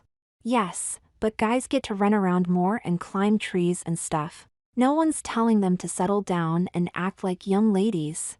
Denise said. And when we go back to school I'll have to wear a dumb uniform with a skirt. Once a month the girls get a treat, they get to wear dresses instead of uniforms. Some treat that is. The boys get to wear pants and jerseys. They don't have to worry about how they sit or anything. I think you're lucky to have to wear your uniform skirt, Denise, I said. I'd love to be able to go to school in a skirt and blouse. Mom and Dad had been listening to us argue and Dad finally interrupted us. I'll tell you what, he said. If your mom has no objections we can settle this argument once and for all. Mom looked at Dad and smiled. Are you thinking what I'm thinking? She asked. If Denny can take a vacation as Diane, why not let Denise take a vacation as Denny? Sounds like fun to me, squealed Denise. I'd love to take a vacation as a boy. Okay, Dad said, it's settled then, we're back to having one son and 2 daughters. We'll be packing for our trip tomorrow and Denise can pack Denny's clothes and see what being a boy is really like. She'll need to get a haircut but I think that Lynn's friend can take care of that for us. Aunt Lynn smiled and said, I'll call my friend Janice and we'll get things started. My aunt phoned her friend and set up an appointment for late that afternoon. In the meantime Mom, Aunt Lynn, and Linda took Denise to the local mart to buy her some boys' clothes. Mom didn't want her to leave the beauty shop in a pair of pink shorts and a top. When they came home my twin was really excited. I've got a pair of boys' underwear, a pair of guys' jeans, socks and shoes, she exclaimed. I can't wait to get changed. We've got to get going for your haircut, Mom said. How about if we all go there to watch, okay? Dad didn't really want to go but Mom convinced him. After all, she told him, this was your idea to make her a boy. As we got ready to go Mom had me help carry several bags to the car. All this is just some jeans and underwear? I asked puzzled. Just help me with these packages, Diane. You'll get to see what's in them later, she said with a mischievous smile. When we got to the beauty shop my aunt's friend Janice was waiting. The shop is normally closed by now, she said, so we won't have to worry about other customers. Now, who's first? Take him first, Mom said pointing to Denise. He's really anxious to get rid of his curls and look like a regular boy. What did she mean by who's first? I asked Mom. Who else is getting a haircut today? Mom turned to Dad. We figured that as long as we're here you might as well get yours trimmed too, she said. But I don't want mine trimmed, Dad said. I like having it a little long. I think it looks good this way and I thought you liked it too. It does look good, dear, and I do like it. We're just going to make it look even nicer. By the way, when we were shopping I picked up an outfit for you too. While Denise is becoming a boy, why don't you go in the back and try it on? Why not wait till we get home, Dad said. Why now? Mom smiled. I want to see how you'll look in it with your new hairstyle. Now hurry up and change, okay? Oh, Diane, she said, we bought you a new outfit too. Be a good girl and change, would you? Mom gave him a kiss and hug and Dad's resistance melted.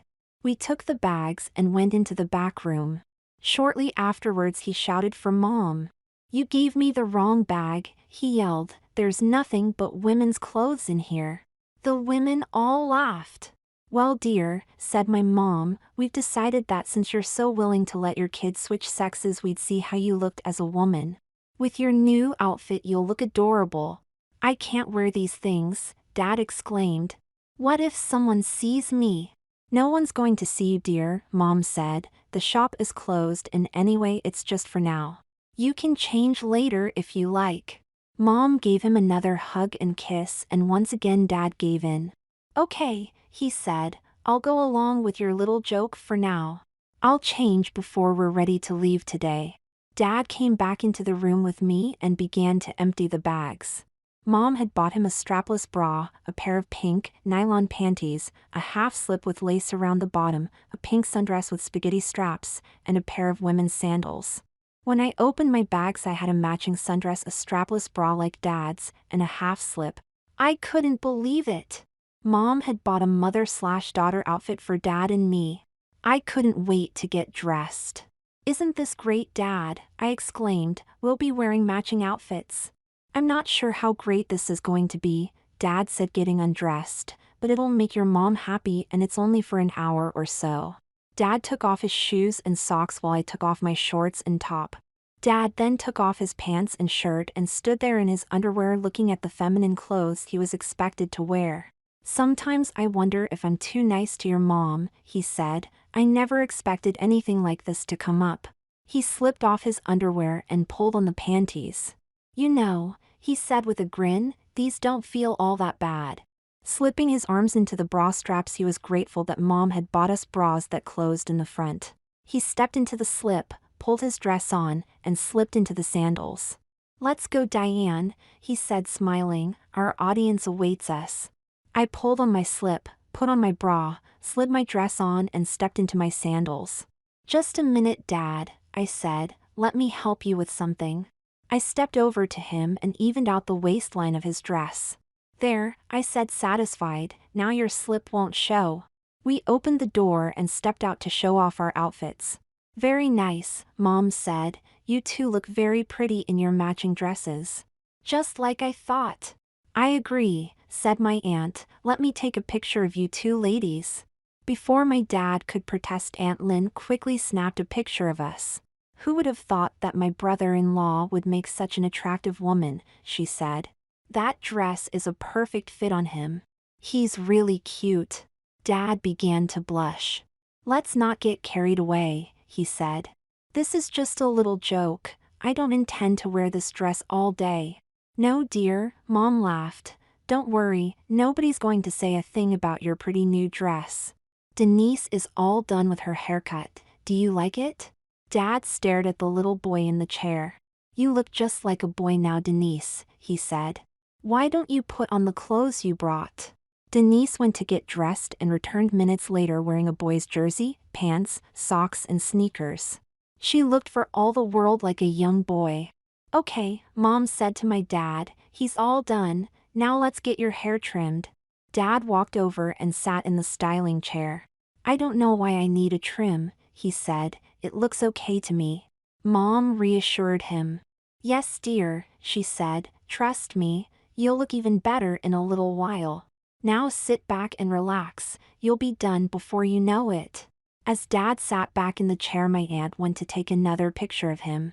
I thought it was kind of odd that my aunt's friend set a tray of curlers next to him. "Here's something to read," she said, handing him a magazine. My dad picked up the magazine to look at it, and just then Aunt Lynn took his picture. "This magazine is nothing but women's hairstyles," he said. "Is this all you have to read?" "We thought you might want to pick out a new hairdo," laughed my aunt's friend. "Something to go with your new outfit." "Oh well," laughed my dad. "As a matter of fact, I did. I think this style would be perfect for me." Dad laughed as he pointed to a page in the book. Mom smiled at Aunt Lynn's friend and said, "Give the lady what she wants." Dad's smile vanished as Janice began to put curlers into his hair. "Wait a minute," he yelled. "What are you doing?" Mom told him to sit back and relax. He was about to get the hairstyle he had chosen. Dad tried to argue, but Mom reminded him of the pictures they had taken of him, and that seemed to take the fight out of him.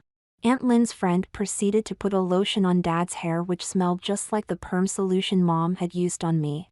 I looked at Mom and in a whisper asked if Dad was getting a perm. Mom smiled at me and whispered that I was about to get a new aunt. After she was done with the curlers, Janice sat Dad under a dryer and gave him a few more women's magazines to read. Dad was beginning to get angry. "I'm not about to sit here and let you make a woman out of me," he screamed. "It's one thing for the kids to play around like this, but this is just plain silly." Dad wasn't about to give in to Mom on this one. "This is ridiculous," he screamed. "I'm a guy. I have hairy legs and a guy's face. Everyone will know I'm a guy." Mom smiled at Dad. "You're the one being silly, honey," she said with a big grin. "You're going to get a complete makeover today." When you're all done, even you won't know you're a guy. Relax, I promise you're going to have fun.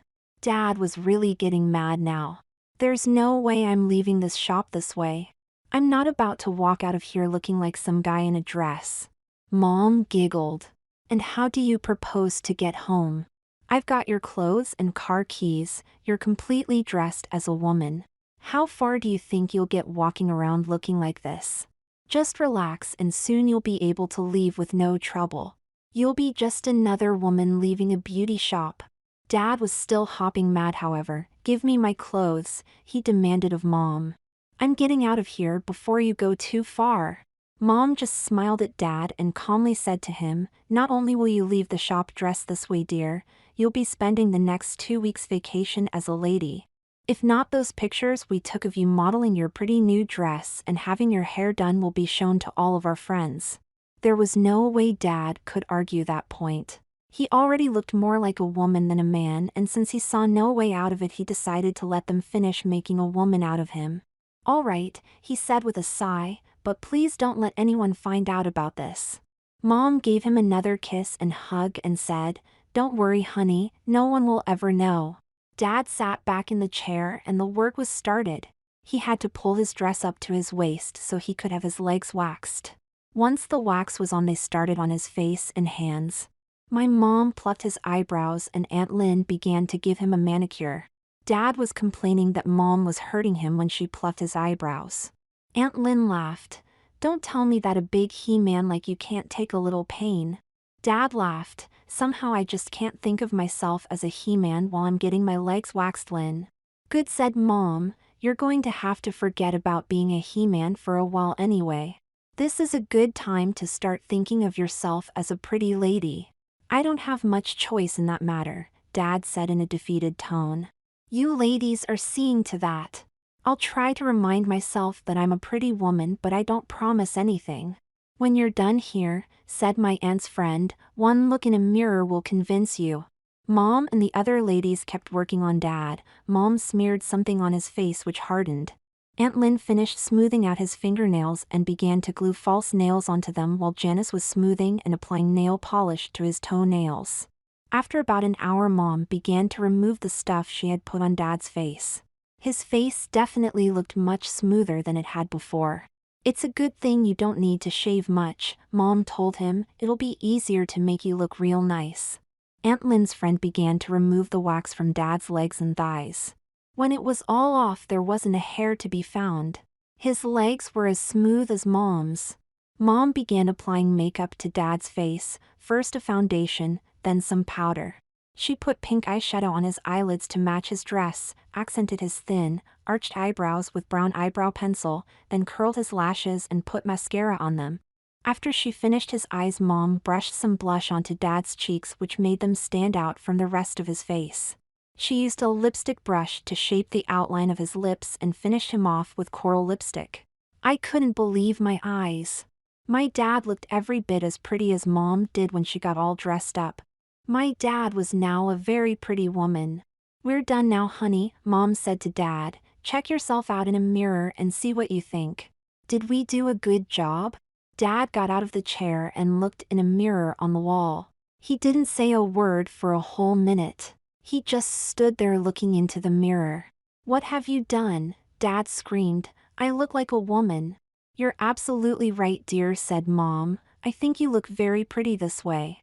Wait till you see how much fun you'll have as a woman on our vacation.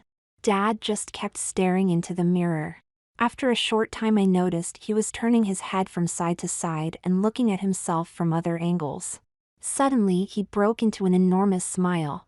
I didn't think it was possible, Dad said. You've really made me into a pretty woman. I look fantastic. See, Mom said, giving him a big hug. I knew you'd like it when you were done. Now do you think anyone will think you're a guy? Good grief, no! Exclaimed Dad. I'm not even sure I'm a guy anymore. This is really great. I'll bet I could fool anybody. Aunt Lynn looked at Dad and Mom. He's right, you know, she said. He could fool anybody. He's so pretty, he makes me jealous. Aunt Lynn stopped talking for a moment and then stared at Mom and Dad for a little bit. How about we try? She asked Dad. We could go out to dinner and a show tonight if you're really serious about this. Mom looked at Dad, who nodded in agreement. Sounds nice, Lynn, he said, but I don't think I'm really ready for an evening out as a woman, sorry. Mom looked very disappointed. Please give it a try, honey, Mom pleaded. I just know we'd have a ball. I'll admit it does sound interesting, Lynn, but I'm not prepared for anything like that, Dad said with a grin. Besides, he laughed. I haven't got a thing to wear. No problem, said my aunt. I know that sis and I are the same size and you look to be about the same too. I'll be happy to lend you girls a couple of outfits if you'd like. To my astonishment, Dad said, well, in that case, we'd love it, Lynn, thanks. My new brother and I gathered up the clothes he, Dad, and I had worn in while Mom paid the stylist. He handed me his short set, panties and sandals. Here, sis, he said gleefully, I won't be needing these. What a day this has been. I thought to myself, my twin sister was now my brother and my dad was now a beautiful woman. We finished up at the beauty shop and drove back to my aunt's. I still couldn't get over how pretty my dad looked. I kept staring at the pretty lady sitting next to Mom. Finally, Dad noticed my staring and smiled at me. What's wrong, Diane? He asked. Is something bothering you? Not really, Dad, I said. It's just going to take some getting used to, that's all. Dad thought about it for a moment. I understand, he said. It's going to take a little while for me to get used to wearing a dress too. Maybe you can help me get used to these clothes. I was happy to agree, but still it seemed a little strange to think that I was going to help my dad become a woman. I think we'll have to make a few changes here, kids, Mom said. You can't keep referring to this pretty lady as Dad. People will think you're nuts. From now on, this woman is your Aunt Jennifer, your dad's sister. Call her Aunt Jennifer and always refer to her as she or her, just like we do for Diane. Soon we were back at Aunt Lynn's and Mom and Dad went to pick out dresses with Aunt Lynn. Mom picked out a pretty blue dress with a pleated skirt for herself and Dad picked out a light green dress with a lace-trimmed collar. Dad's dress was really pretty. Besides having lace around the collar, it had short, sheer, puffy sleeves, a sheer top, and a short skirt. Aunt Lynn laughed at Dad's choice of a dress. That's an awfully feminine dress, Jennifer, she said. Are you sure you want to wear that one? Dad smiled at her and said, I think it'll look very pretty on me, Lynn, don't you? Aunt Lynn looked at Mom and smiled. I think you've got a new girlfriend, sis. Shall we show her what's involved in wearing that dress? Absolutely, Lynn, said Mom. Let's get all the necessary things ready for her. Jennifer, Mom said to Dad, if you're going to wear such a feminine dress, you'll need some frilly things to go with it. Mom went over to Aunt Lynn's dresser and began to rummage through her lingerie. Let's see, she said laughing, you'll need this, and of course these, and definitely this.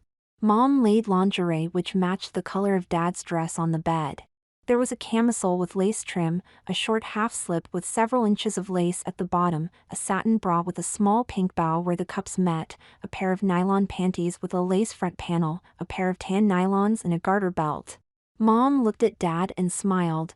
Are you still sure you want to go through with this, Jenny? She asked. I'll understand if you change your mind about tonight.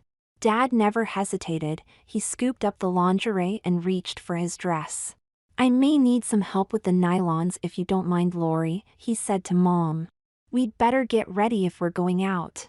Mom and Aunt Lynn began to giggle. This is going to be fun, Lori, said Aunt Lynn. I can't wait to see how she looks in those clothes. Mom and Dad went to another bedroom to change with Linda, my brother Dave and myself, wondering what Dad would look like when he was finished dressing. Aunt Lynn finished dressing first. She looked great in a silky pink dress. What's taking Mom and Dad so long? Asked Dave. Well, this is all new for your Aunt Jennifer. She'll need a little longer to get ready until she gets used to the clothes. After a few more minutes, the door opened and Mom came out. She looked pretty in her dress, but we were all waiting to see Dad in his dress. Mom waved her arm towards the bedroom. I wouldn't have believed it, Lynn, said Mom, but here she is, my new sister-in-law Jennifer. A beautiful woman wearing a gorgeous green dress stepped out of the room next. Jennifer, squealed Aunt Lynn, you're beautiful. I wish I looked as good in that dress as you do. Dad smiled at my aunt and turning to us said, what do you think of your dad now, kids? Did Mom make me pretty enough? At first no one said anything. I suppose it was because we were amazed. Dad not only looked like a woman, he sounded like one too. You sound just like a girl, Dad, said Linda. You look beautiful and really sound like a girl talking. Thanks, Linda, Dad said. I can't sound like a guy if I'm going to dress like this. By the way, Lynn, do you have shoes to match this dress? Aunt Lynn laughed. You're even beginning to think like a woman, Jennifer. You've become a woman as easily as Diane became a girl. Come on, I'll find the shoes for that dress. My mom and aunts went back to Aunt Lynn's room to get shoes. When they returned, Dad was wearing a pair of heels that matched the color of his dress. He was also wearing a pair of green earrings and a ring with a pretty green stone in it. Look at the way Dad's butt wiggles when he walks, laughed my sister Linda. He walks as if he grew up in heels. Dad smiled at Linda and said, thanks, Linda, I'm glad you noticed. I want everything to look just right, including my walk. Mom gave me a few pointers on how to talk and walk like a lady. Trust me, Jenny, said Mom, no one will ever think of you as a man with the way you walk and talk. I hate to interrupt, said Aunt Lynn, but if we don't get our makeup on and leave soon, we're going to miss the movie. Mom, Dad, and Aunt Lynn went off to do their makeup. When they came back, Dad was all made up and carrying a small clutch purse. I opened it up and saw some Kleenex, a tube of lipstick, and a small bottle of perfume. Dad, I said, aren't you forgetting something? Dad thought for a moment and then reached into his purse for the perfume. Thanks for reminding me, Diane, he said as he sprayed some on his neck and arms. Any of you girls want a spray, he asked. Not me, said Dave, that stuff's for ladies. You're right about that, Dave, Dad said, and thanks to your mom and aunt I have to be a lady for a few weeks. I might as well do it right. With that, Dad reached behind him and sprayed perfume on the bend of his nylon-covered legs. Dad put the perfume back in his purse and followed the other two ladies out to the car, his butt swishing from side to side as he walked. It was obvious by the way he walked, Dad was definitely a good-looking woman. After they left us, kids sat around and began to talk about the events of the day. Dave and I were amazed that Mom and Aunt Lynn had done this to Dad. Linda just laughed. She had heard Mom talking to Aunt Lynn about it on the phone several times. It all started when Dad let you go to Aunt Lynn's as a girl, Diane, she said. I think they decided to go through with it when he said it was okay for you and Denise to switch places. We had a great time this afternoon at the store, picking out Dad's dress, said Linda. I had to keep from spilling the beans at the beauty shop. I didn't really think he'd go along with it, but once they took a picture of him wearing a dress and then sitting there getting his hair done, he couldn't back out. I was amazed. My mom and aunt had planned to make a woman out of Dad for some time. What really got to me though was how easily Dad became a woman. He picked the prettiest dress my aunt owned to wear and put on some very sexy lingerie without complaining. I thought back to when my sisters first dressed me as a girl and how happy I had been to put on girls' underwear and a dress. Like father, like son, I thought to myself, or in this case was it like aunt, like niece. It was getting late, so Linda said we should get to bed. Linda and I got changed and put on our nightgowns, but Mom had forgotten to buy any boys' PJs for Dave. After a little thought, Linda brought in a small suitcase from Dad's car. Here, Dave, she giggled, you can wear Dad's PJs. Somehow I don't think he'll be needing them anytime soon. I looked at my brother and sister and we all began to laugh. No, I said, I don't think that our Aunt Jennifer is going to want to bother with any men's PJs after this evening. Dave took off his shirt and jeans and put on his new PJs. They didn't fit him as well as they fit Dad, but he didn't mind. He walked over to a full-length mirror and looked at himself. I think I'm going to like being a boy, he said. I can't wait for our vacation. We finally got to sleep that night and never even heard our aunt and parents come home. When we got up the next morning, we went to the kitchen to get breakfast and there were Mom, Dad, and Aunt Lynn. Actually, Dad wasn't there. Instead, Aunt Jennifer was. I had forgotten about the previous evening and did a double take when I saw Dad sitting in the kitchen, legs crossed, wearing one of Aunt Lynn's nightgowns. He really looked cute in the nightgown. It was a short, baby blue, cotton nightgown with a lace-trimmed, ruffled hem. His legs were smooth and he had red nail polish on his toes. His hair was not quite as pretty as it had been, but no one would mistake him for a guy. "Morning, Mom, morning, Aunt Lynn, morning, Aunt Jennifer," I said, kissing each on the cheek. Dad looked at us and smiled. "I see you decided to wear my PJs, Dave," he said to my brother. Linda giggled. "We didn't think you'd be needing them, Aunt Jennifer." "And it looks as though we were right," she said. Dad looked at Linda and laughed. Aunt Lynn was sweet enough to lend me one of her nightgowns. It didn't seem right to bother with PJs. "Thanks for the PJs, Dad," my brother said. "I'm really having fun being a boy. The next couple of weeks are going to be a blast." "We can talk about the next couple of weeks later," Linda broke in. "First tell us all about last night." "We had a good time," Dad said. "We went to dinner, did a little shopping, then saw a movie." Aunt Lynn interrupted saying, "Some of us had more fun than others. You kids should have seen the bartender hitting on your dad."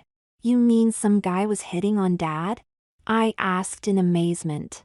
"What happened, Aunt Lynn?" Mom and Aunt Lynn started to laugh. "We had to wait at the bar for a table and the bartender seemed quite taken with your dad," said Aunt Lynn. Dad broke into the conversation saying, "Nothing happened, we talked for a little while before we got a table." Dad looked at Mom and Aunt Lynn and laughed. "He was a perfect gentleman."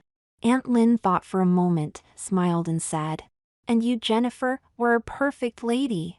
"How could you do that, Dad?" I asked. "How could you let another guy hit on you?" I was very confused. What was happening to my dad?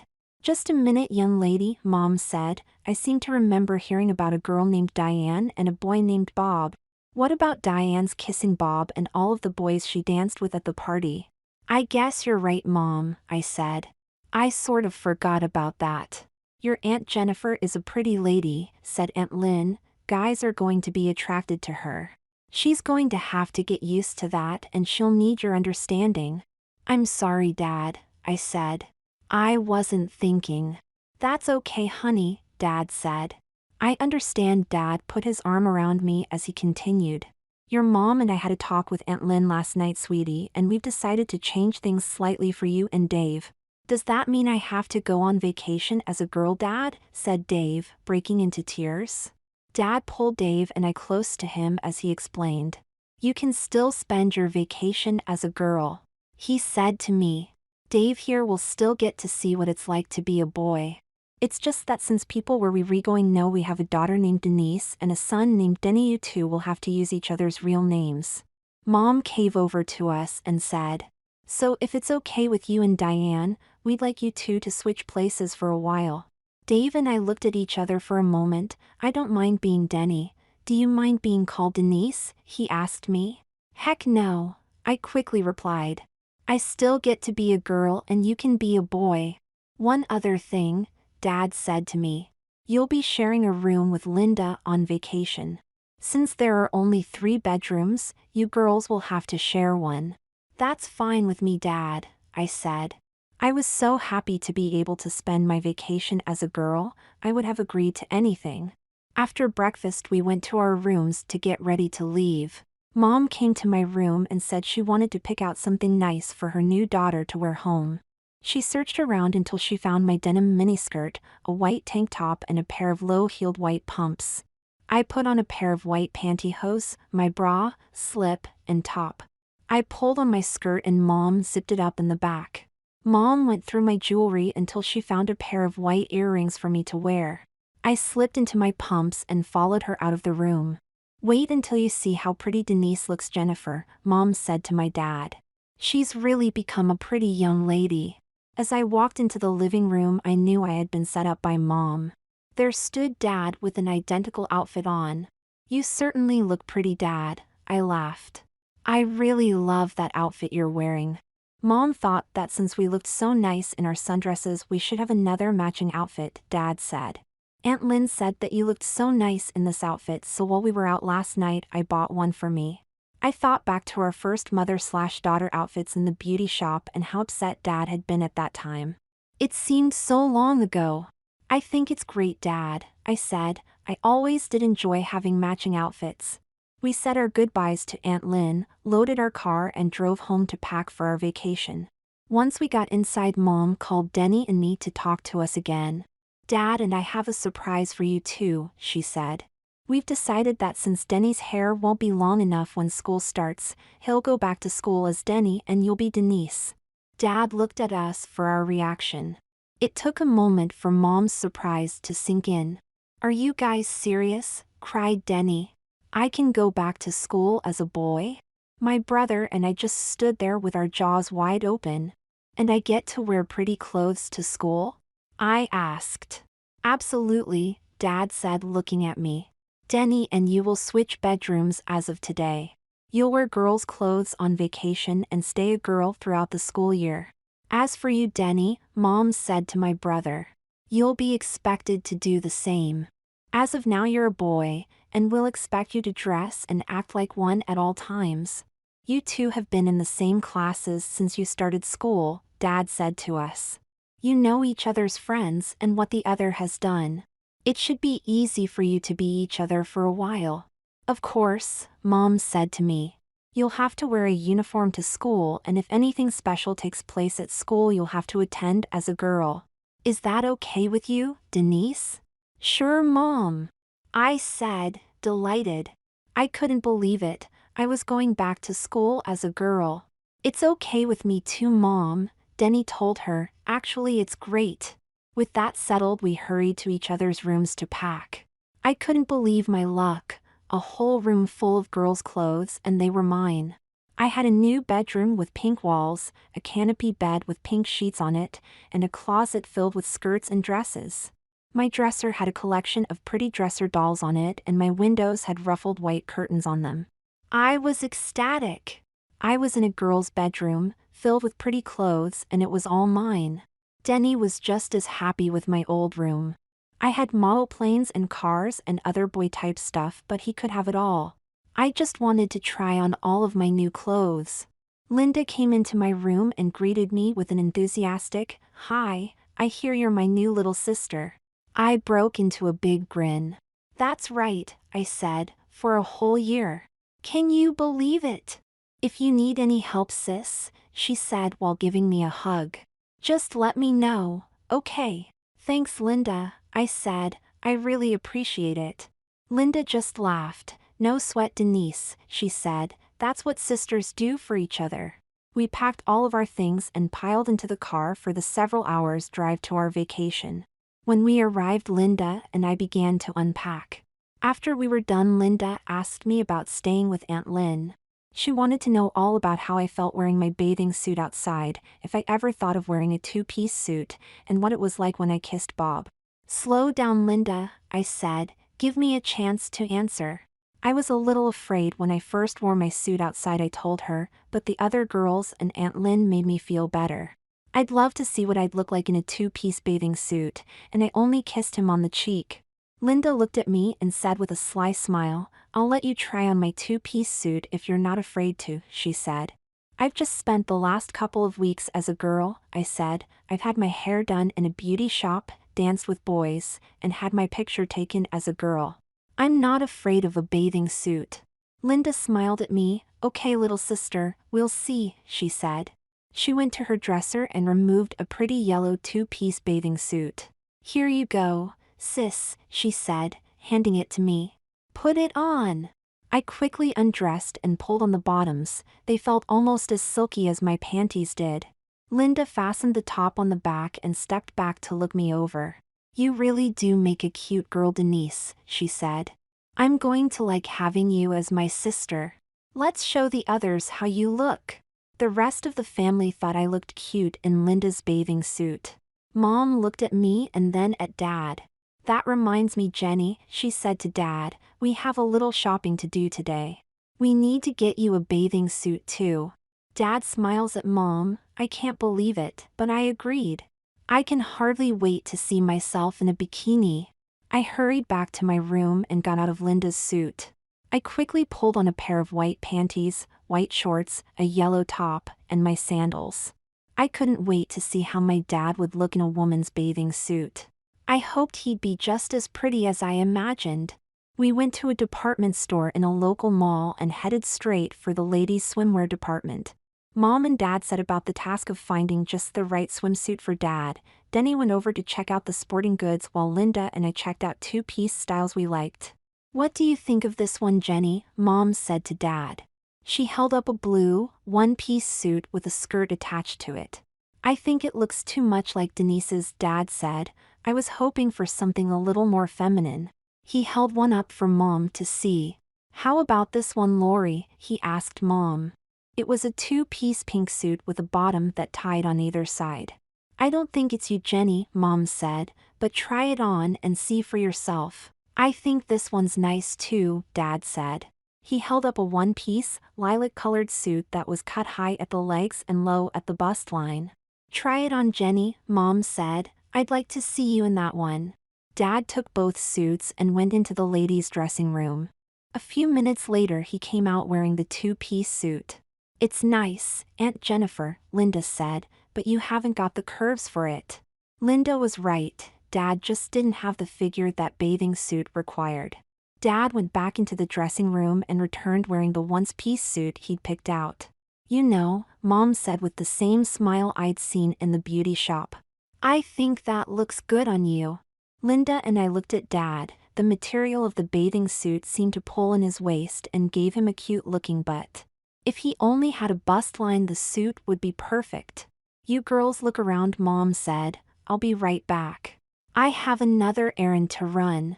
Dad went back to change and came out in his skirt and top. "Come with me, girls," he said to Linda and me. "I want to pick up a few things while we're waiting." Dad headed straight for the lingerie department where he began looking over matching lingerie sets. "I need a few things," he laughed. "I can't keep borrowing stuff from your mother." Dad was like a kid in a candy shop. Into the shopping cart went 3 sets of matching lingerie, one pink, one yellow, and one black. Next came several bras and a panty girdle. Dad spotted the garter belts and decided that he liked Aunt Lynn's so much he just had to get one of his own. After this we went to the hosiery department where Dad picked out several sets of stockings in white, tan, and of course black. He also got several pairs of pantyhose for when he didn't want to bother with nylons and garter belts. Next came makeup. Dad chose several different shades of lipstick and eyeshadow. He picked out mascara which promised to give him beautiful long lashes, foundation and blush. Just when Linda and I thought he was done, the dress department was next. Dad browsed through several racks of dresses, choosing several pretty dresses for casual wear before he came to a dress he adored. It was the same type of dress he had worn at Aunt Lynn's, a sheer top, pleated skirt and lace trim. Dad searched the rack and finally pulled one out. "Here's one in my size," he yelled. We'd never seen Dad this excited before. Dad took the dress and hurried off to try it on. By now Mom and Denny had caught up with us. "Where's Jenny?" asked Mom. Linda and I both broke into a fit of giggles. "Over there," Linda said as she pointed to the dressing room. Mom looked at the cart and laughed. "Seems like she's been a busy lady." Dad came out of the dressing room modeling the dress he had selected. "Hi, Lori," he called to Mom. "What do you think?" "It's perfect, Jenny," Mom said. "You'll look great in that dress." Dad smiled. "Just what I thought," he said as he turned to change. We finally paid for all of Dad's new clothes and headed home. Mom told us kids to change into something a little dressier so we could go out to dinner. Linda put on a pretty pink and white skirt and top set while I selected a blue and white striped sailor dress. I thought my dress was really nice. It had a blue and white polka dot skirt, a white top trimmed in blue and a blue scarf. I got out a full slip, white stockings and my white pumps.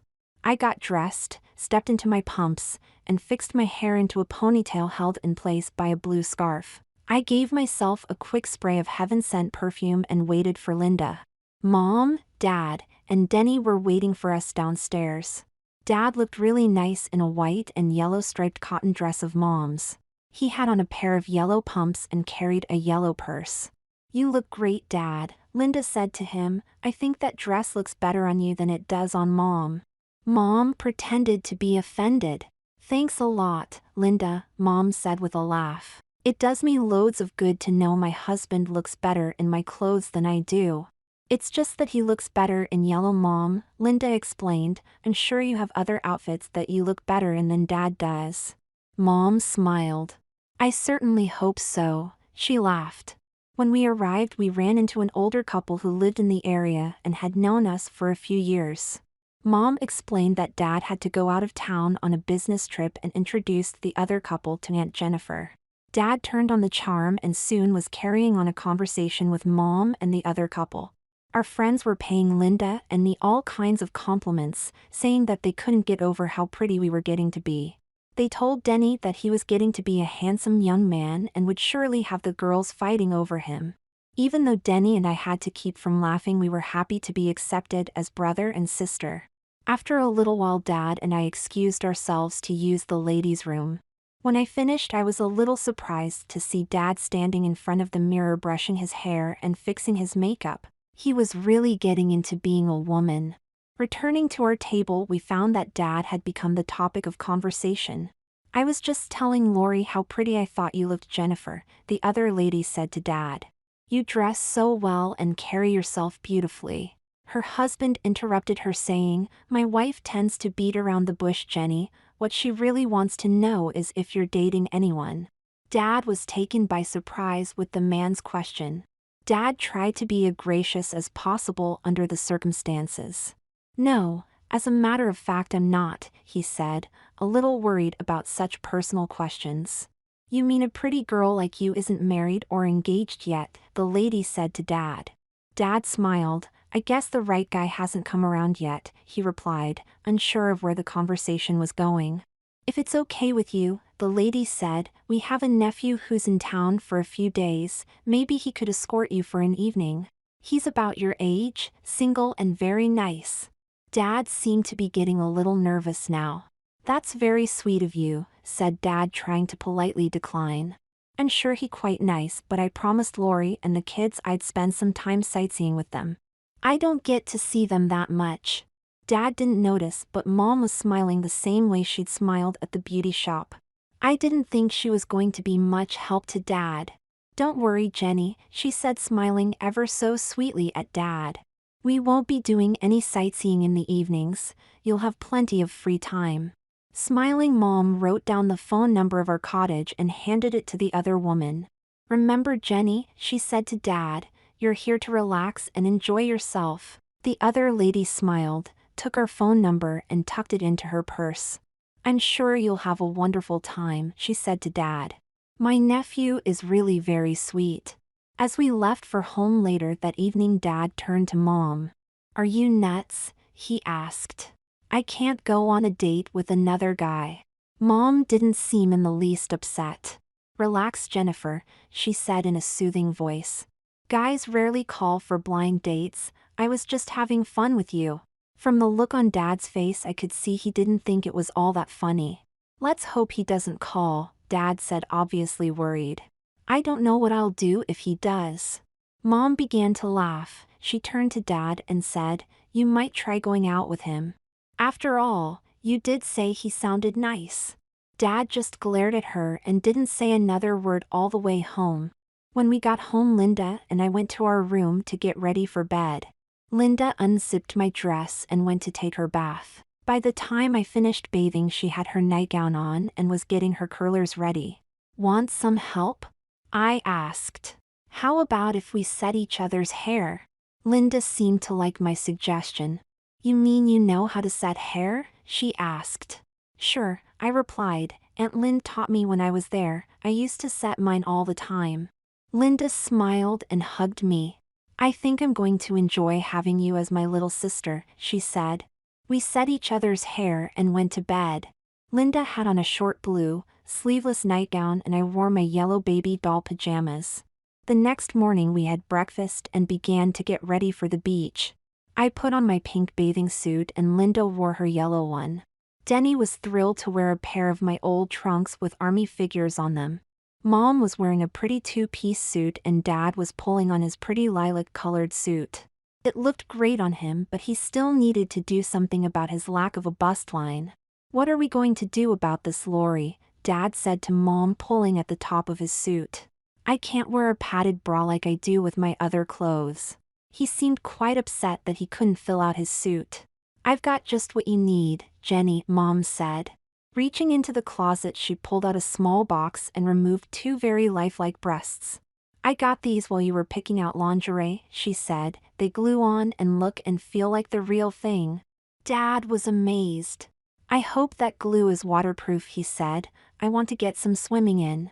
Don't worry your pretty little head about it, Jenny, Mom said. Once this glue goes on, you need nail polish remover to get it off. Mom had Dad pull down the top of his bathing suit. I see you've shaved the hair off your chest, she said. Dad broke into a big grin. Yep, he said, striking a pose to show off his legs, and I shaved my legs too.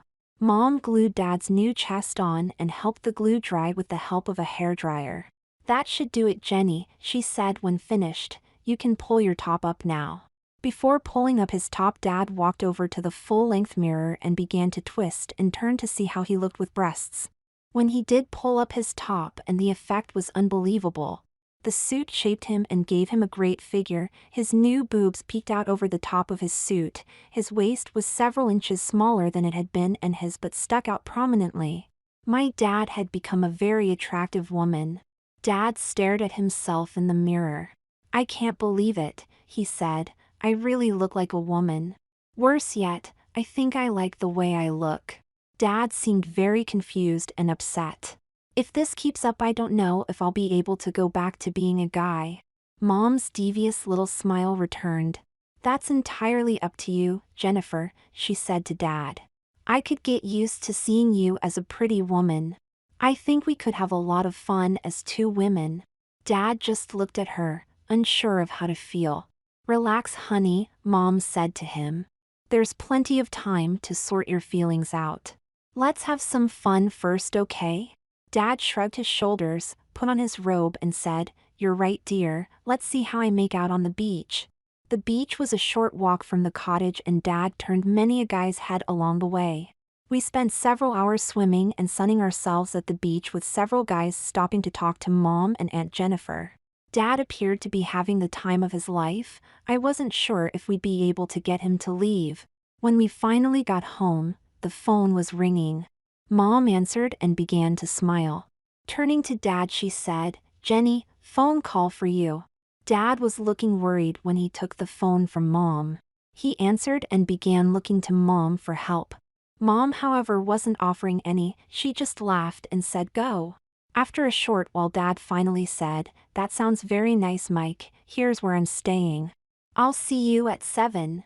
Dad hung up the phone and looked at Mom. I've got a date tonight, he said, looking quite upset. What am I supposed to do now? Mom looked at him and smiled. You've got to start getting ready for your date, Jenny, she said. You want to look your best tonight, don't you? Dad just stared at her. But I'm going on a date with another guy, he said. Why doesn't that seem to bother you? Mom answered in a matter-of-fact tone, Because I see you as a lovely woman that any man would be proud to be seen with, she said. But Lori, Dad exclaimed. I'm a guy, your husband, remember. This seemed funny to Mom. You're standing there in a woman's bathing suit which you picked out, wearing a set of fake breasts you were thrilled with a few hours ago. You bought yourself several sets of pretty lingerie and a dress. Tell me again that you're a guy, Mom said, laughing. But I was just having fun, Dad said. I never thought I'd have to go on dates as a woman. I told you when we started that I wanted you to relax and see how much fun being a woman could be, Mom told him. Go take a bath, she said. We'll choose your outfit when you're done. Dad was trapped and he knew it. My Aunt Jennifer was going on her first date. Dad came out of the bathroom wearing Mom's floral bathrobe. He still had his fake breasts on and without a bra that flopped as if they were real. I followed him into the bedroom to see what he was going to wear on his date. I thought you'd like to make a good impression, Mom said to him, so I set out your new dress and some matching lingerie. It was just like that day at Aunt Lynn's. Mom set out the dress he had just bought, and next to it was a pair of panties, a bra, slip, camisole, and a pair of pantyhose. Dad just sighed as he sat down and pulled on his panties and his slip. Removing his robe, he slipped his arms into the straps of his bra and adjusted his breasts as Mom fastened it in the back. He looked at the pantyhose and said, "No, they just won't do." He went to his drawer and pulled out a garter belt which matched the rest of his lingerie and a pair of nylons. He gently rolled the nylons up his legs and fastened them to his garters. He removed his dress from the hanger and slipped it over his head. He added a strand of pearls Mom set out for him and matching earrings. "Where's your curling brush, Lori?" he asked Mom. "I want to put a little more curl into my hair this time." Dad was looking in the mirror and fluffing his hair with his fingers. "I'll get it for you, Jenny," Mom said as she pulled her electric curling brush from the closet. "I'm glad to see you're beginning to relax." "I'm glad you picked this dress for me, Lori," Dad said as he stepped into his matching pumps. "I want to look extra pretty and feminine so Mike doesn't suspect that I'm a guy." "Trust me, Jenny," Mom said to Dad as he curled his hair. "Your date is going to see a very feminine and attractive woman." Dad began to loosen up and smile. "That's why I wanted to wear nylons instead of pantyhose. They make me feel more like a woman." Dad's hair looked great when he finished curling it. He insisted on doing his own makeup, and when he was done he looked in the mirror and smiled. "You're going to be a real heartbreaker, Jenny," said Mom. "I'll bet you'd be swamped with men wanting to date you." Dad really smiled at that. I was beginning to wonder if my dad would ever come back or if Aunt Jennifer would stay forever. Dad's date picked him up right on time, and it was kind of neat to see my dad wearing a pretty dress and being escorted to his date's car. Dad stood there smiling as Mike opened the door for him. Dad smiled and thanked Mike, smoothed his skirt and slid into the car. As they drove off, I found myself wishing I could have a guy treat me the way Mike was treating Dad. Mom broke through my dreams by telling Linda, Denny and me to get dressed as she wanted to pick up a few things from the store. I took off my bathing suit and put on a pair of panties, a bra, a half slip and a pink, sleeveless cotton dress. I stepped into my sandals and brushed my hair. Mom drove us back to the mall we had been at that afternoon. "I wanted to get some pretty earrings I saw for you girls," Mom said. "Since Linda has pierced ears, I thought we'd get yours pierced too, Denise. That way you girls could trade off earrings." I was too thrilled to speak. I was going to get my ears pierced.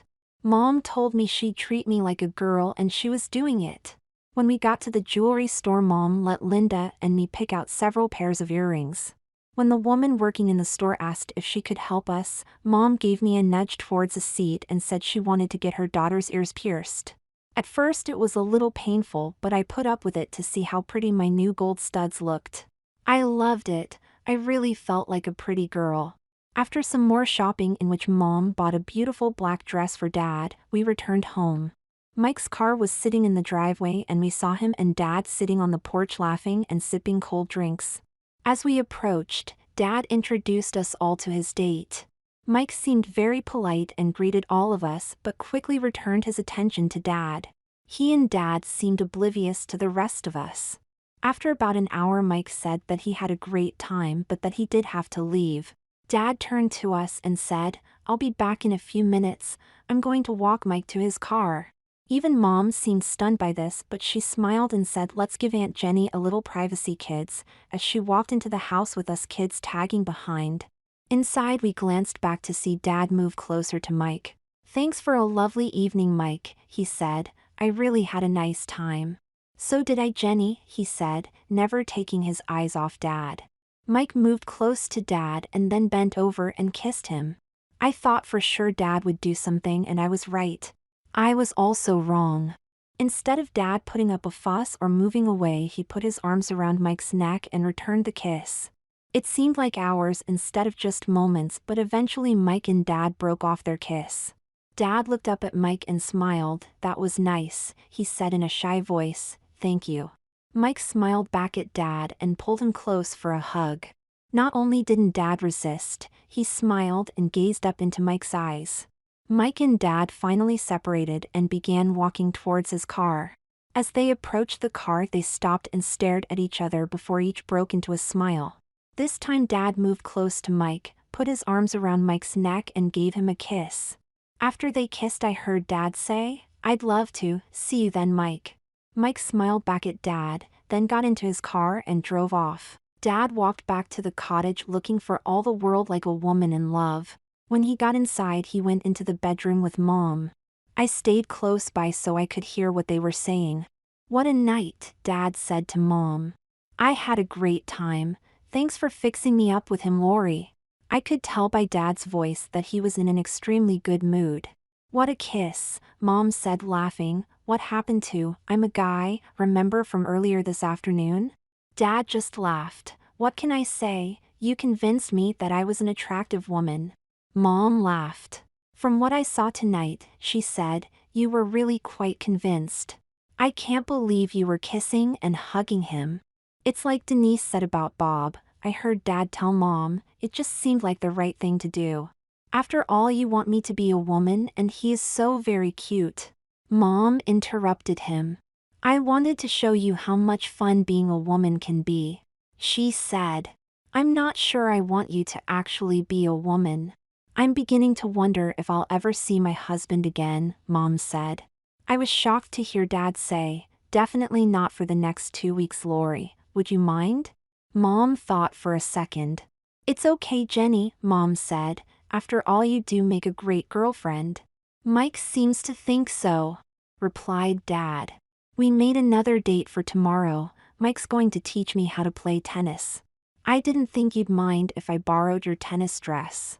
Dad was really getting into being a woman. He seemed to be having as much fun as I was. It was getting late, so I went upstairs to get ready for bed. I took a quick bath and put my baby doll pajamas on again. Linda and I set each other's hair while we talked about Dad and me. Linda wondered how serious Dad and I were about being girls. I told her what I had heard Mom and Dad talk about, and she just stared at me. "I think we'd better get used to Aunt Jennifer," she said quietly. "It sounds like Dad's having too much fun as a girl to want to ever be a guy again." "What would you think," I asked hesitantly, "if I were to be your sister forever?" Linda was quiet for a few seconds. "I'm not really sure, Denise," she said. "I guess it's really up to you. After all, you've done such a good job at becoming a girl, it's hard to think of you as a boy." Linda looked at me in my baby doll PJs with curlers in my long hair and laughed. "You make such a pretty girl, it would sort of be a waste for you to be a boy," she said. "Thanks, Linda," I said, giving her a hug. "You're the sweetest big sister a girl could ever hope for." We finished setting our hair and climbed into bed. Linda had promised to let me wear one of her 2-piece bathing suits to the beach the next day, and I couldn't wait. The next morning at breakfast, I was surprised to see Dad sitting there in a short pink nightgown with a sheer robe to match his nightgown. The nightgown was low-cut, and even without his new breasts, Dad looked very feminine. The sides of the neckline were trimmed with a wide layer of lace, as were the ends of the sleeves of his robe. "You look terrific, Dad," I said, kissing him on the cheek. "I didn't know Mom had a nightgown like that." "I don't," Mom said, coming up behind Dad. "It was a present I bought for him," she said as she hugged him. "I wanted to make him forget all about being a guy for a while, and I thought this would help. By the way, kids," Dad said to us, "until we get back home, would you please not call me Dad anymore? I'd appreciate it if I could be your aunt." Denny and I looked at Linda and smiled. "What the heck," we thought to ourselves, "if he wants to be treated like a woman, it's okay with us." We both hugged him. "Sure, Aunt Jennifer," Denny said, "I don't mind." "How about it, girls? Do you mind?" Linda and I gave Aunt Jennifer a big hug and kiss. "We love you, Aunt Jennifer," I said to her. "You're the prettiest aunt any girl could want," Linda said. "Okay if Denise and I borrow some of your clothes?" Aunt Jenny just laughed. "You girls are too young to wear some of my lingerie," she said, smiling at us. "Help yourself to any of the everyday stuff though. Hurry up and eat, kids," Mom said. "It looks like a day for the beach." After we ate, Linda and I hurried to our room to get dressed. Linda let me wear the pretty yellow 2-piece suit she had been wearing while she wore a bright pink suit. Aunt Jenny was just coming out of his room when we got downstairs. She was wearing a pretty white tennis dress with a short pleated skirt and the cutest ruffled panties. Her legs looked great in a pair of white ankle socks and white tennis shoes. Her hair was not as curly as last night, instead it had a slight wave to it and Aunt Jenny had put a white lace ribbon in it. "That really looks great on you, Aunt Jennifer," Linda said. "I'll bet you'll drive Mike crazy."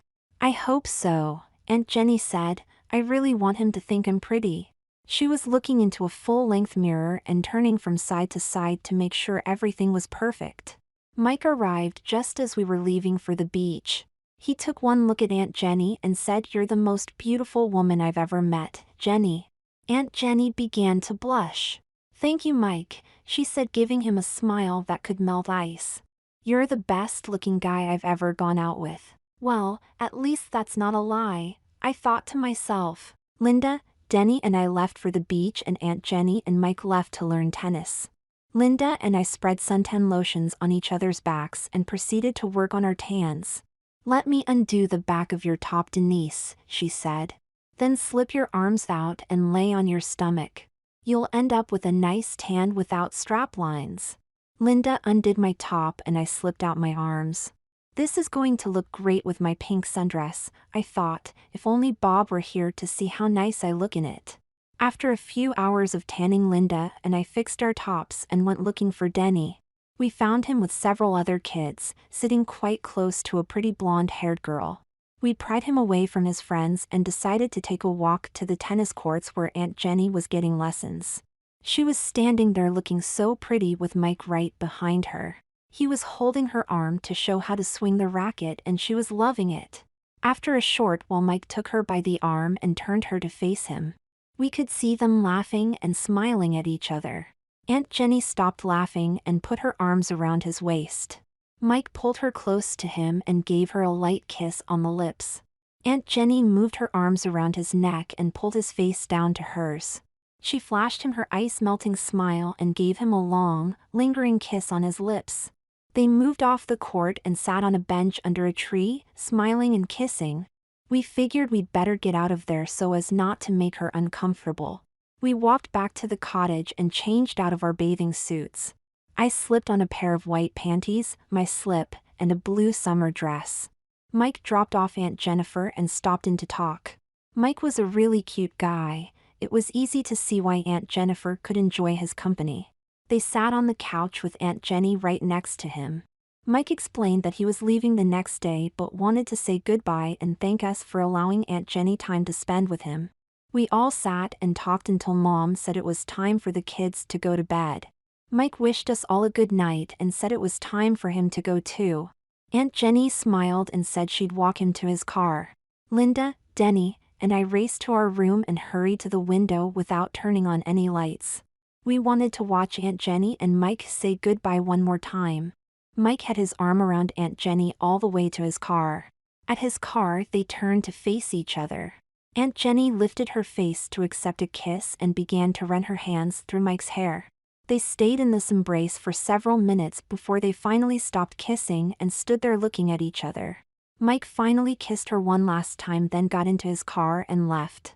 Aunt Jenny stood staring down the street for several minutes before returning to the house.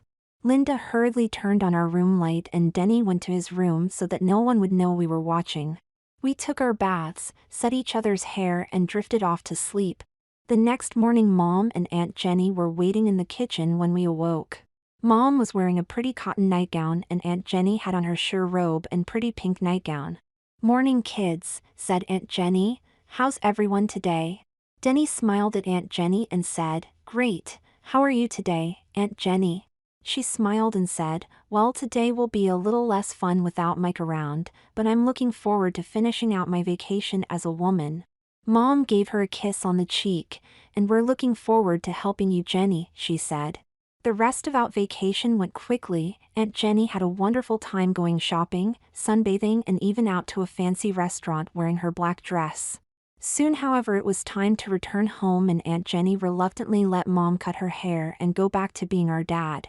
"I guess you've got yourself some nice new clothes, Lori," Dad said to Mom.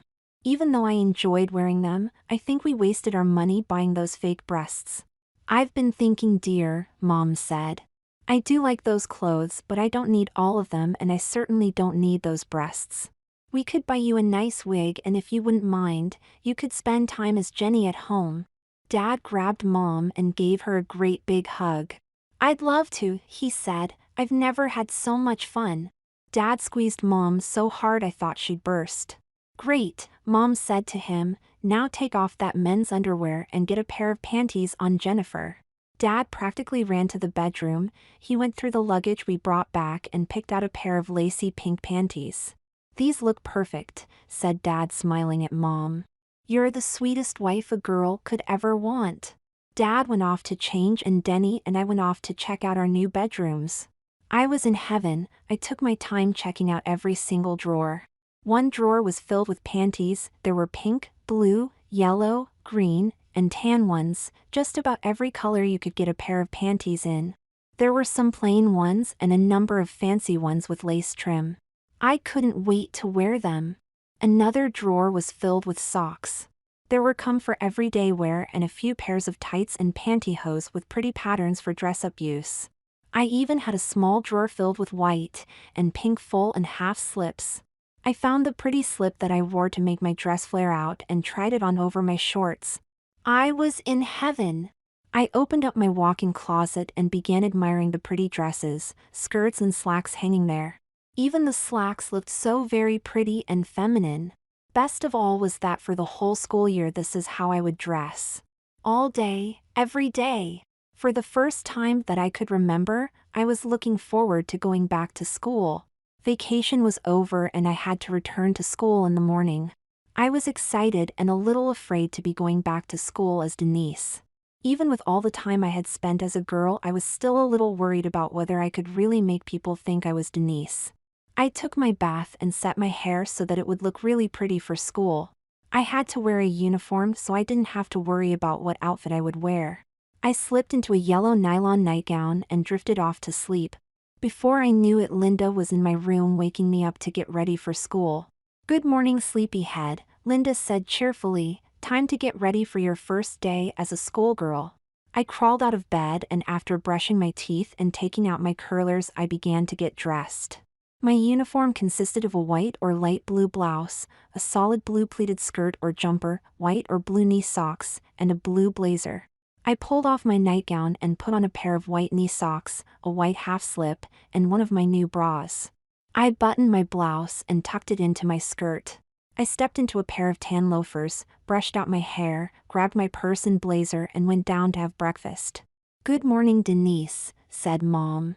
"Excited about going back to school?" she asked as she ran her fingers through my long hair. "Morning, Mom," I answered. "Yes, I am excited but still a little worried." "Don't worry, Denise," said Denny. "You look just like I did when I wore that outfit. No one's going to know we switched places. It's going to fun." As Denise, my sister, was never an early riser, yet here was Denny awake and completely dressed for school. "Don't worry about how much fun you're going to have, young man," Dad said, taking a playful swing at him. "Just pay attention and keep your grades up." We finished breakfast and left to catch the bus for school. I felt my slip brush against my legs as I walked and felt that everyone could see my bra under my blouse. At the bus stop, Denny went over to talk to the boys I used to hang around with and I found myself in a group of girls. No one looked at me twice. To the other girls I was Denise. Soon I found myself in the midst of telling about my summer vacation, spending time with Aunt Lynn and telling all about the cute guy I met. We talked all the way to school. The girls told me all about their summer and what they thought middle school would be like for us. One girl, Mary, was saying how she hoped there'd be more cute guys in this new school and I found myself hoping the same thing. Well, I thought to myself, I'm a girl now, so why shouldn't I think about guys? The talk continued all the way into our classroom until the teacher asked us to quiet down. Roll was called and I raised my hand when they called Denise Michaels. I was officially a schoolgirl now. I only had to remind myself once to carry my books up against my chest like the other girls did. I was used to using the girls' bathroom by now, so I never hesitated to follow my girlfriends in. The rest of the day passed quickly. I fit right in with the girls and was accepted as Denise with no problem. We spent our free time talking about clothes and boys, two subjects I loved talking about. After school I hung my uniform up and put on a pair of green shorts and a top to wear around the house. That evening my parents asked how I liked going to school as a girl. I had a great time, I told them. I felt just like a girl talking about pretty outfits and cute boys. The rest of the week passed quickly and soon it was dress-up day. I took extra care to set my hair the night before and picked out a pretty green dress that had a white bib trimmed in lace. I set out a full slip and a pair of the silky stockings Aunt Lynn had bought for me. I couldn't wait for morning. When I got up the next morning, I took my curlers out slowly to make sure my hair stayed curly. I decided to switch from my plain white panties to a pretty green pair with lace waistband and a lace-trimmed front. I fastened my bra and pulled on my stockings. I loved the feel of my stockings on my legs and the way I looked in them. I began to wonder if I could ever give up being a girl. I loved wearing pretty clothes and I seemed to be enjoying myself so much more. Might as well enjoy it now, I thought as I pulled on my slip. I looked in the mirror and saw a pretty girl staring back at me. Yep, I thought, I never had this much fun as a boy. I pulled on my dress, brushed out my hair and slipped on a pair of green pumps. As I turned from side to side in front of the mirror, I began to think something was missing. I hurried over to my jewelry box and picked out a pair of green earrings. Once I got them on, I was finally satisfied with my looks. At breakfast, I asked Mom to zip my dress up for me. "My, you sure went all out, didn't you, Denise? Why the fancy outfit?" "Some of us girls decided to get all dressed up today, Mom," I replied. "We wanted to see what the boys would think when they saw us in pretty dresses and stockings." "I can't wait to get to school." Mom laughed. "Sounds like our little girl is growing up, Dad," she said to my father. "Pretty soon she'll be going out on dates." Dad laughed. "But no going steady for a few years yet, young lady. And don't let me catch you wearing my makeup." I finished breakfast, grabbed my purse and books and took off for school. The girls at the bus stop were all dressed in pretty dresses, bras, stockings and heels, but the boys didn't seem to notice. Beth looked at them and said, "No one even noticed, I might as well be invisible." Mary agreed, "We went all out so they'd notice and they ignore us. Too bad they don't know what it's like to get all prettied up." I had to keep from laughing. "Right," I said, "they'd appreciate it more if they had to do it." Things were different at school though. The boys from other neighborhoods certainly seemed to like the way we were dressed. One boy, Jim, came over to us at recess and started to talk to me. Jim was very cute. He had blonde hair and the prettiest blue eyes. I glanced at my friends and they were all smiling at me. Soon some other boys came over and joined my friends. We had a great time introducing ourselves and wondering what the new school year would be like. At lunchtime, Jim and his friends asked if they could sit with us. We readily agreed since we thought they were the cutest guys we ever saw. That was probably the best lunch I ever ate. Jim acted as if we were the only ones in the cafeteria. When it came time to go back to class, Jim walked me back. Before we said goodbye, Jim mentioned that there was to be a dance coming up the next Friday and wondered if I was going. I told him that I hadn't heard of it but would really enjoy it if I could go. Jim smiled and said that if it was okay with my parents, he'd like me to be his date for the dance. I was on cloud nine. A really gorgeous boy wanted to take me to a dance. I told him I'd check with my parents and let him know. After school, I rushed in to talk to Mom. I pleaded with her to let me go to the dance, saying that it was so very important and Jim was so very cute. Mom agreed so long as I let Dad drive me to the dance and Jim could meet me there. The next day, Jim was waiting for me at school. I happily explained that I'd meet him at the dance. Jim said he couldn't wait until the dance. He promised I'd have a good time. It was really hard for me to forget about the dance so I could pay attention in class. I just knew it was going to be so much fun. Later that day, I saw the announcement I had been waiting for. Cheerleader tryouts were being held next Monday. I felt as though I just had to be a cheerleader. They had such pretty blue and white uniforms. I could easily picture myself in the short, pleated, blue and white skirt with the sleeveless white top leading cheers with the other girls. I hurried to the tryout Monday afternoon after class and took my chance at some of the routines.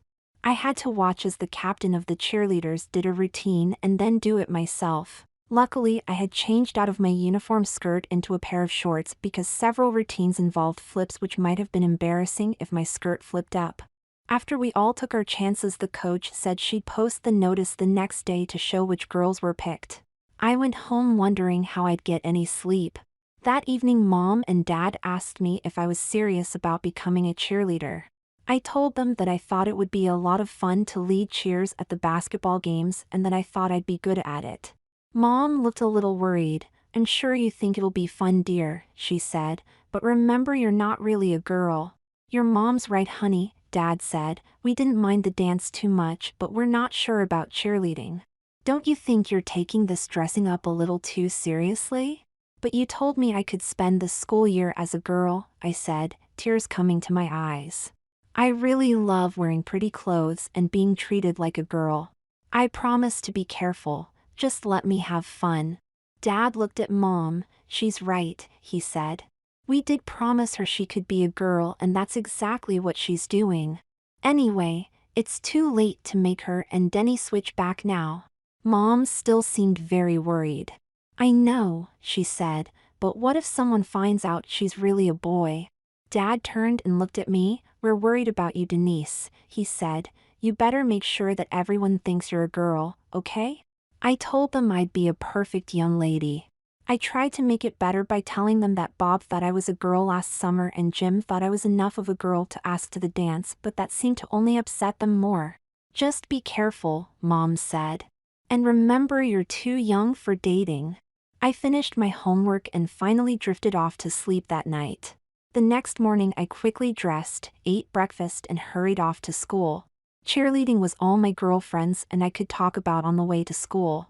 When we got there, we hurried over to the bulletin board to see who made it. It was better than I thought. Not only had I been chosen, but so had my friends. Now we had to stop after class to get the uniforms I wanted more than anything else in the world. When I walked in the house that day carrying my uniform, Mom got a big smile on her face.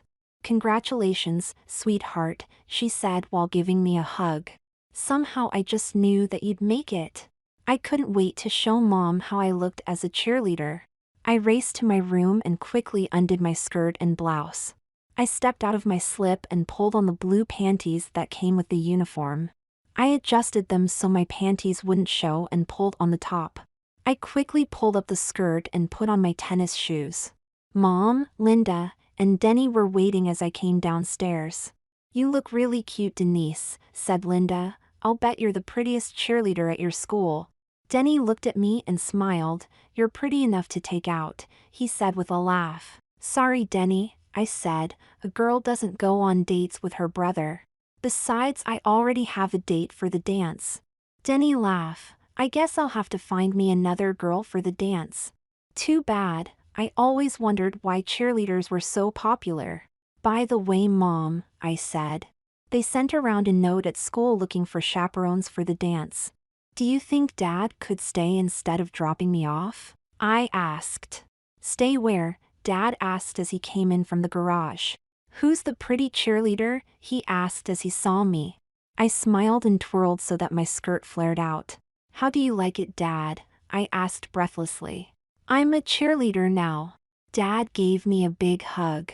"You look great, honey," he said. "Now where am I supposed to stay?"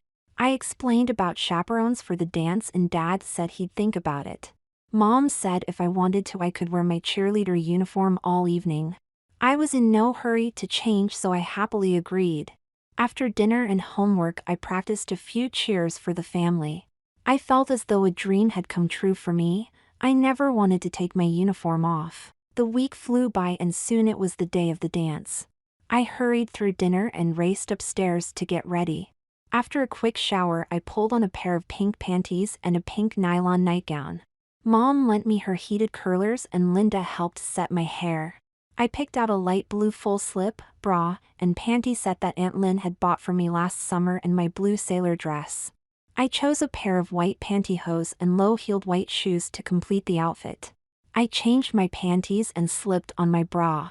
After getting it hooked I pulled on my slip and stockings. I quickly pulled on my dress and Linda began to take out my curlers. I looked in the mirror after Linda finished with my hair and was thrilled to see a really cute blonde-haired girl looking back. The girl in the mirror had pretty curls and soft wavy hair. She wore a pretty blue dress and her white stockings looked just right with her outfit. It was easy to understand what girls meant when they said they felt pretty. I looked cute but felt pretty. I went downstairs to wait for Dad to get ready. Soon the bedroom door opened and Dad stepped out. I did a double take because Dad was wearing a pink silk shorts outfit with a sheer, silky, white blouse and a pink jacket. Under his blouse I could see a lacy white camisole. He looked great. The outfit was a dressy type that women wore to work in parties during the summer. He had a pair of tan stockings on and pink pumps. He wore a shoulder-length, light brown wig that Mom had bought for him and his makeup looked perfect. Dad was the picture of a lovely woman dressed for a summer party. Dad looked at me and smiled. "I hope you don't mind if your Aunt Jennifer goes instead?" he asked. I gave him a hug and said, "Absolutely not, you look great, Aunt Jenny." Mom said that since it had been a long time since Dad was able to get prettied up, they thought it would be fun if he chaperoned as Jennifer. I didn't mind at all. I mean, if I could be a cheerleader, my dad was welcome to be Jennifer whenever he wanted. Dad and I both grabbed our purses and headed for the car. I just knew this was going to be a great evening. Once we got to the dance, I introduced Dad to Mr. Thompson, the teacher who was in charge. Mr. Thompson was young, cute, and single and didn't seem to mind at all that Aunt Jennifer was subbing for my dad. In fact, he seemed very happy to meet Aunt Jenny and promptly asked if she'd dance with him later. Dad flashed Mr. Thompson a smile and said he'd love to dance with him. I figured I'd better leave the happy young couple alone and find my date for the dance. Jim saw me and came over to meet me. "Hi Denise, that's a pretty dress," he said with a grin. "You really look great tonight." I smiled and blushed. "Thanks Jim," I managed to say. "You look great too." Jim reached over and took my hand in his. "Come on, let's get something at the refreshment stand." As we walked hand in hand, I felt a feeling of calmness and security. Here was a guy that made me feel like I was the only girl in the room. I began to wonder what it would be like if we were older and able to go on dates by ourselves. I was so taken by the idea that when Jim let go of my hand and put his arm around my waist, I moved closer to be near him. At the refreshment area, Jim bought us each a soft drink and we chatted about school and classes. I found myself listening intently to every word Jim said. He became very excited when I told him I had become a cheerleader. "I can't wait to see you at a game, Denise," Jim said. "I'll bet you'll do a great job." I wouldn't have minded in the least to just stand there next to this cute guy and talk all evening, but the music began to play and Jim took my hand and led me to the dance floor. We danced every dance. I was having a really great time and Jim seemed to be enjoying himself too. I especially enjoyed the couple of slow dances in which Jim held me close to him. I was in heaven with this guy and couldn't wait for the next slow dance. I thought I lost track of my dad for a while, but then I saw him dancing a slow dance with Mr. Thompson. I chuckled as I thought what a cute couple they made. After the dance, I said goodbye to Jim and Dad said goodbye to Mr. Thompson. I don't think either of us really wanted to leave and Mr. Thompson seemed sad to see Aunt Jennifer go. I'll never forget that evening. Jim and I ate lunch together at school after that and he showed up at every game to watch his favorite cheerleader. I was having the time of my life and knew I'd never want to see it end. I even began to decorate my notebooks with Jim and my initials and hearts. I forgot for a time that I was a boy and found myself involved in a typical girl's first love. The only problem with my classes came when I took a course in sewing. I didn't really want to take it, but Mom said it was something every girl should know. "You'll love making your own pretty outfits," she said. "You'll be able to add lots of pretty clothes to your wardrobe." I learned all about the basics of sewing and was actually enjoying it. Each girl in class had to design and make and model an outfit for the final exam. Mine was coming along pretty well until it came time to make the final fitting. I couldn't wear the dress to see what I had to alter and pin it at the same time.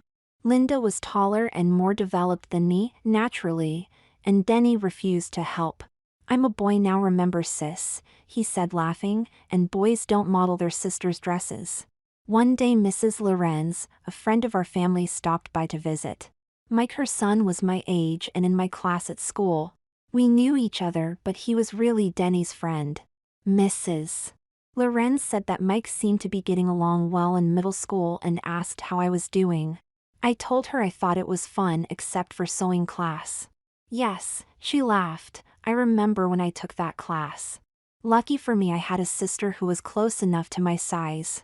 Yeah, I said, I need to find another girl to help me finish this dress before I flunk this class.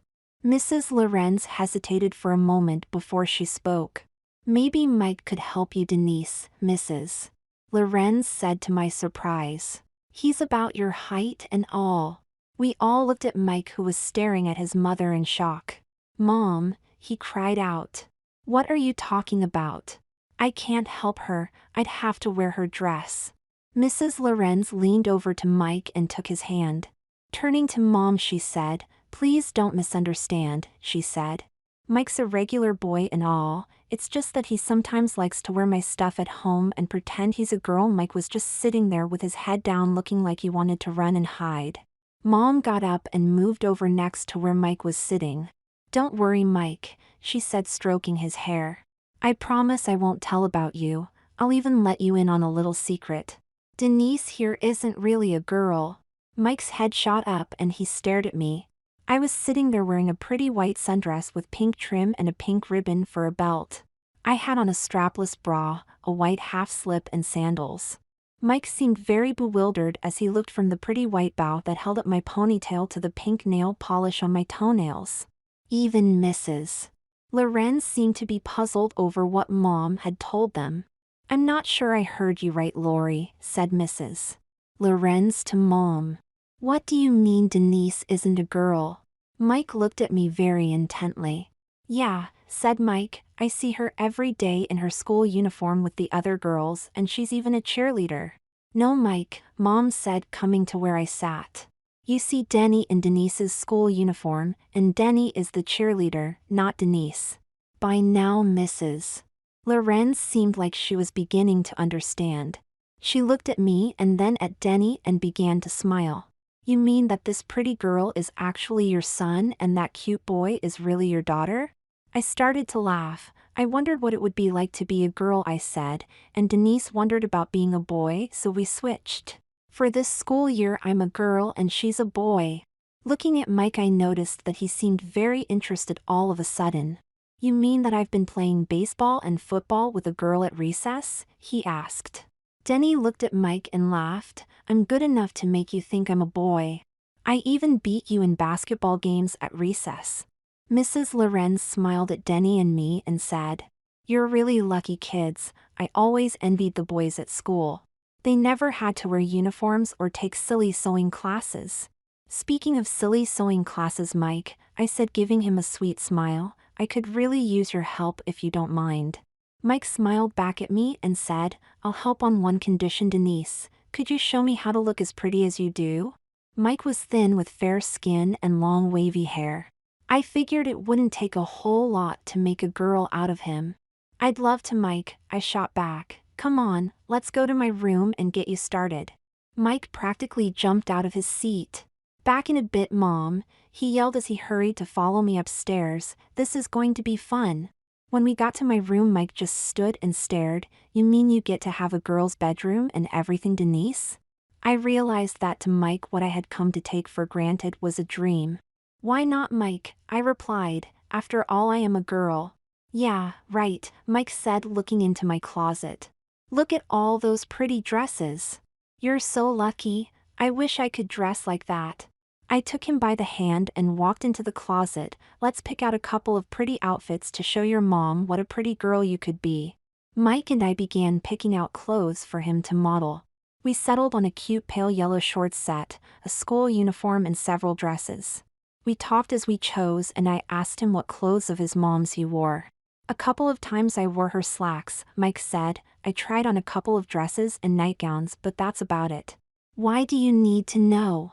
In that case you'll need a lot of help, I said. For example, putting on a bra can be tricky at first. But don't worry, when I'm done you'll be able to get dressed just like a real girl. Mike seemed stunned at the idea of being able to wear a bra.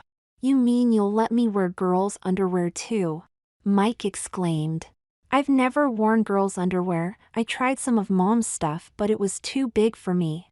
Of course you'll wear girls' underwear, silly, I laughed. Don't you want to be a girl?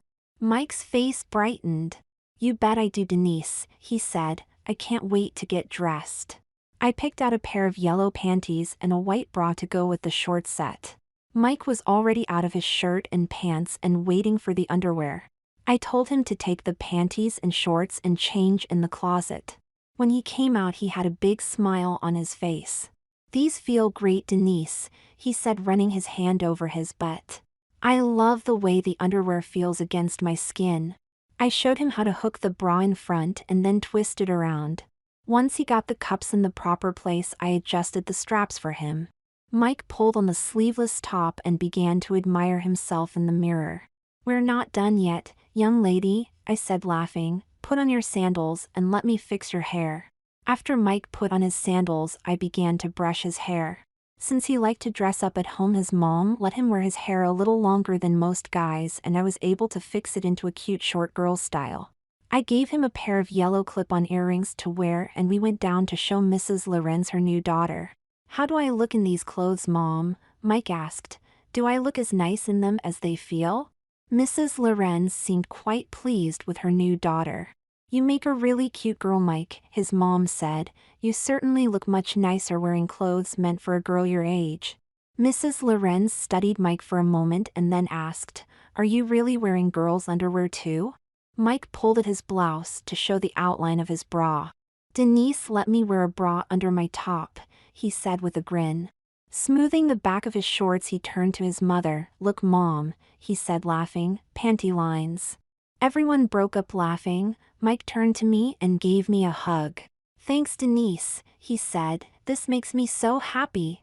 We're not done yet, Mike, I reminded him. We still have a few more outfits for you to wear for this fashion show. Mike twirled around so that his mother could see how he looked in the back. She's right, Mom, Mike said as we headed back up to my room. Wait till you see some of the pretty clothes I'm going to model for you. Back in my room, Mike reluctantly began to take off his shorts and top. I hate to take these off, Denise, he said sadly. I've never had a chance to wear such pretty clothes that really fit me. Don't get all upset, Mike, I said reassuringly. Leave on your panties and bra and put these on, I said as I handed him a pair of blue knee socks. After Mike got the socks on, I handed him a white half slip with lace trim at the bottom. Mike pulled on the slip and hurried over to the mirror to see how he looked. This is really nice, Denise, he said while turning side to side. This feels so soft and nice, I can't believe it. It's too bad I have to wear it under something else, Mike said as he looked at the slip. I know what you mean, Mike, I replied. They look so pretty, I hate to cover them up. Still, it feels great when my slip brushes against my legs. I gave Mike one of my uniform blouses to wear and helped him into the jumper after he buttoned his blouse. Mike slipped on a pair of my loafers and we went back downstairs to continue his modeling. Mike made the perfect schoolgirl. His hair was just long enough to make him look like a young girl, and the jumper was a perfect fit. I found myself wishing that Mike could go to school as a girl too. I felt certain we'd make a great set of girlfriends for each other. Mike brought me back from my daydream, reminding me that it was time to model another outfit. This time I thought I'd go all out and make Mike into the girl of his dreams. Once we got back to my room, I unzipped his jumper and told him to take off everything except his panties. Mike seemed disappointed. What's wrong, Denise? He asked. Is that all I get to try on? I smiled at Mike and said, Nothing's wrong, Mike. I just thought of an outfit I think you'll enjoy. Trust me, you're going to be thrilled when we're all done here. I searched through my lingerie drawer until I found the matching panties, bra, and slip Aunt Lynn bought for my gown. Handing them to Mike, I told him to change into them. Let me know if you need any help with the bra, I said, and hurry up, we have a lot to do. Mike went into the closet to change and came out minutes later in the slip, bra, and panties. Good going, Mike, I said. I see you got the bra on with no problem. I handed him a pair of tan pantyhose and said, Now let's see how serious you are about being a girl. Mike looked at the stockings and then at me. I'll be happy to show you, Denise, he said laughing. If you've got it, I'll wear it. That's a girl, Mike, I said, hugging him. Let me help you get these on so you don't get a run in them. I showed Mike how to roll each leg up and gradually pull them up his legs. Once he got them all the way up, I told him to sit at a vanity table. He seemed puzzled but excited at the same time. I hope you're going to do what I think you're going to do, Mike said with a grin. You got it, young lady, I told him. You're about to become a beautiful girl, compliments of CoverGirl and Avon. Mike was thrilled as I began to apply a light base coat of makeup to his face. He was trembling so much that I was afraid I'd poke him in the eye when I put mascara on him. After I finished with his blush, eyeshadow, and a shade of pink lipstick, I began to apply nail tips to his fingernails. Hold still, will you? I pleaded. You can see how you look when I'm all done with you. After his nail tips were firmly attached, I put a coat of light pink nail polish on him. Now, are you sure you want to go through with this, Mike? I asked. I was sure I knew his answer but wanted to make the moment just a little more intense for him. I'm positive, Denise, he pleaded. Please don't stop now. I've never had so much fun before. I walked into my closet and presented him with the pink gown Aunt Lynn had bought for me. Here it is, I said. What do you think of this dress? Mike gasped when I handed him the gown. It's beautiful, Denise, he said as tears began to well up in his eyes. It's the prettiest dress I've ever seen. I thought you'd like it, I said. You're right, it is a gorgeous dress. Just what you need to make you feel like a pretty young woman. I helped him step into the dress, and when we had it adjusted on his shoulders, I zipped it up and hooked the closure at the back of the neckline. You're stuck in it now, Mike, I giggled. You'll never get this dress off without help. If it were up to me, he laughed, I'd never take it off. I can't wait to see if I look as great as I feel. Mike headed to the full-length mirror, but I stopped him. Believe me, I said, you're a beautiful young lady. I helped him slip into the matching pumps and then added the necklace and earrings that matched the gown. Mike seemed to have no trouble adjusting to walking in heels. I guess he practiced with his mom's shoes at home. When Mike saw his reflection in the mirror, I thought for sure he was going to cry. Hey, don't start crying, I warned him. You'll mess up your mascara. I quickly dried his tears with a tissue. I'm sorry, Denise, Mike said in a soft, quivering voice. It's just that I can't believe that I look so pretty. I never thought I'd look so much like a girl. Just a couple of more things, I said as I began to search my lingerie drawer again. Aha, here they are, I said as I held up the bra inserts I had worn. I slipped them into his bra, sprayed him with a little heaven scent behind his ears, then giggling, I sprayed some into his cleavage. Handing him the clutch purse that went with the outfit, I said, It's showtime, Megan. Let's finish this fashion show with a bang. Mike smiled at me. Megan, he said, that sounds like a very pretty name. Yes, Megan it is. Megan smiled, made a very graceful turn and followed me downstairs. I asked him to wait until I introduced him, then went into the room where everyone sat. I would now like to introduce the lovely Miss Megan Lorenz, I said to the group. Everyone laughed and began clapping until Megan walked into the room. Suddenly all the clapping stopped as they all stared in disbelief at the beautiful young woman in pink gown and heels. Mrs. Lorenz was the first to speak. Michael, she said in a shocked tone, you're beautiful. Mom looked Megan over from head to toe and smiled. You're a very lovely young woman, Megan, she said. I think Denise has some stiff competition here.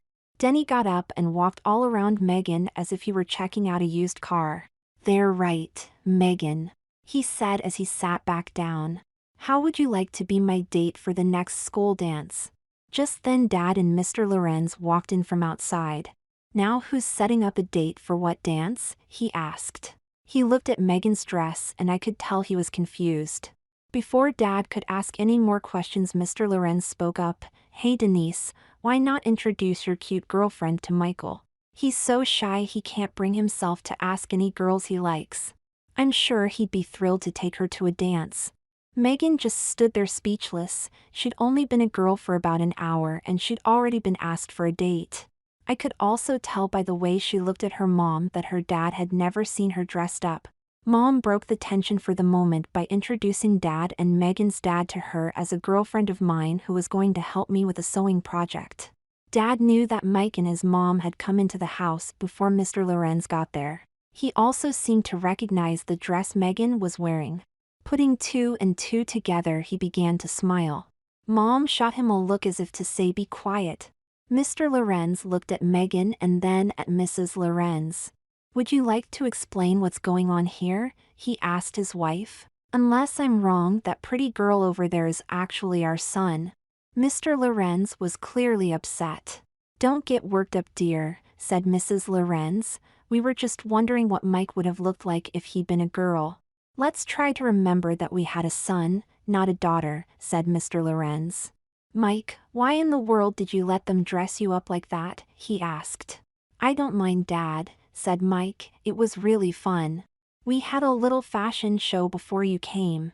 "What do you mean fun?" asked Mike's dad. "You're all done up in a dress and makeup and you think it's fun." Mr. Lorenz seemed to be getting more agitated by the moment. Before Mike could say anything to his dad, Mrs. Lorenz spoke up. "I seem to recall quite a few times in college when you thought it was fun, Bob. Remember all of the dances that we used to go to and shopping to buy a gown for you to wear to the semi-formal one Christmas?" By now Mr. Lorenz's anger had turned to embarrassment. His face was turning red and he looked like he wanted to leave, and fast. "Mary!" Mr. Lorenz cried out. "What are you trying to do? Make me look like a nut?" "That was years ago, for heaven's sake, just a stupid joke." "Really, Bob," Mrs. Lorenz said, smiling, "what about that vacation trip we took when Mike was only a baby?" "I don't remember my husband Bob going on that trip. Seems to me it was just me and my girlfriend Nicole from college." "So Bob," laughed Dad, "you went to college dances as a girl and even dressed as a woman for a vacation. I'll bet that must have been something to see." Mr. Lorenz was now the one who seemed like he wanted to hide. "It was just a joke," he said to my father. "Believe me, just a joke." "Yes, I'm sure it was, Bob," said Dad. Turning to face his embarrassed friend, he continued, "As a matter of fact, it was just a joke when Lori and her sister turned me into a woman last summer." Mr. Lorenz was about to speak, but suddenly he stopped and stared at Dad. Dad smiled at him and said, "And I think it also started out as a joke when the girls dressed Denny over there in Denise's clothes a couple of years back." Mrs. Lorenz looked at Mom and smiled. "Lori, you devil. Do you mean to tell me that you and your sister actually got Tom here into a dress? He seems like the last guy I'd picture wearing a dress." Mom walked over to Dad and put her arms around him. Smiling at Dad, she looked at Mr. Lorenz and said getting him into a dress wasn't too hard, certainly not as hard as getting him out of it was. Mr. Lorenz seemed quite puzzled. "Hold on a minute, what's all this about you and Denny in dresses?" he said to Dad. Dad laughed and looked at Mom. "Maybe you'd better explain it, Lori," he said. "After all, Jennifer was your plan." Mom explained everything to Mr. Lorenz, from my sister's first putting a dress on me to Dad's becoming a woman.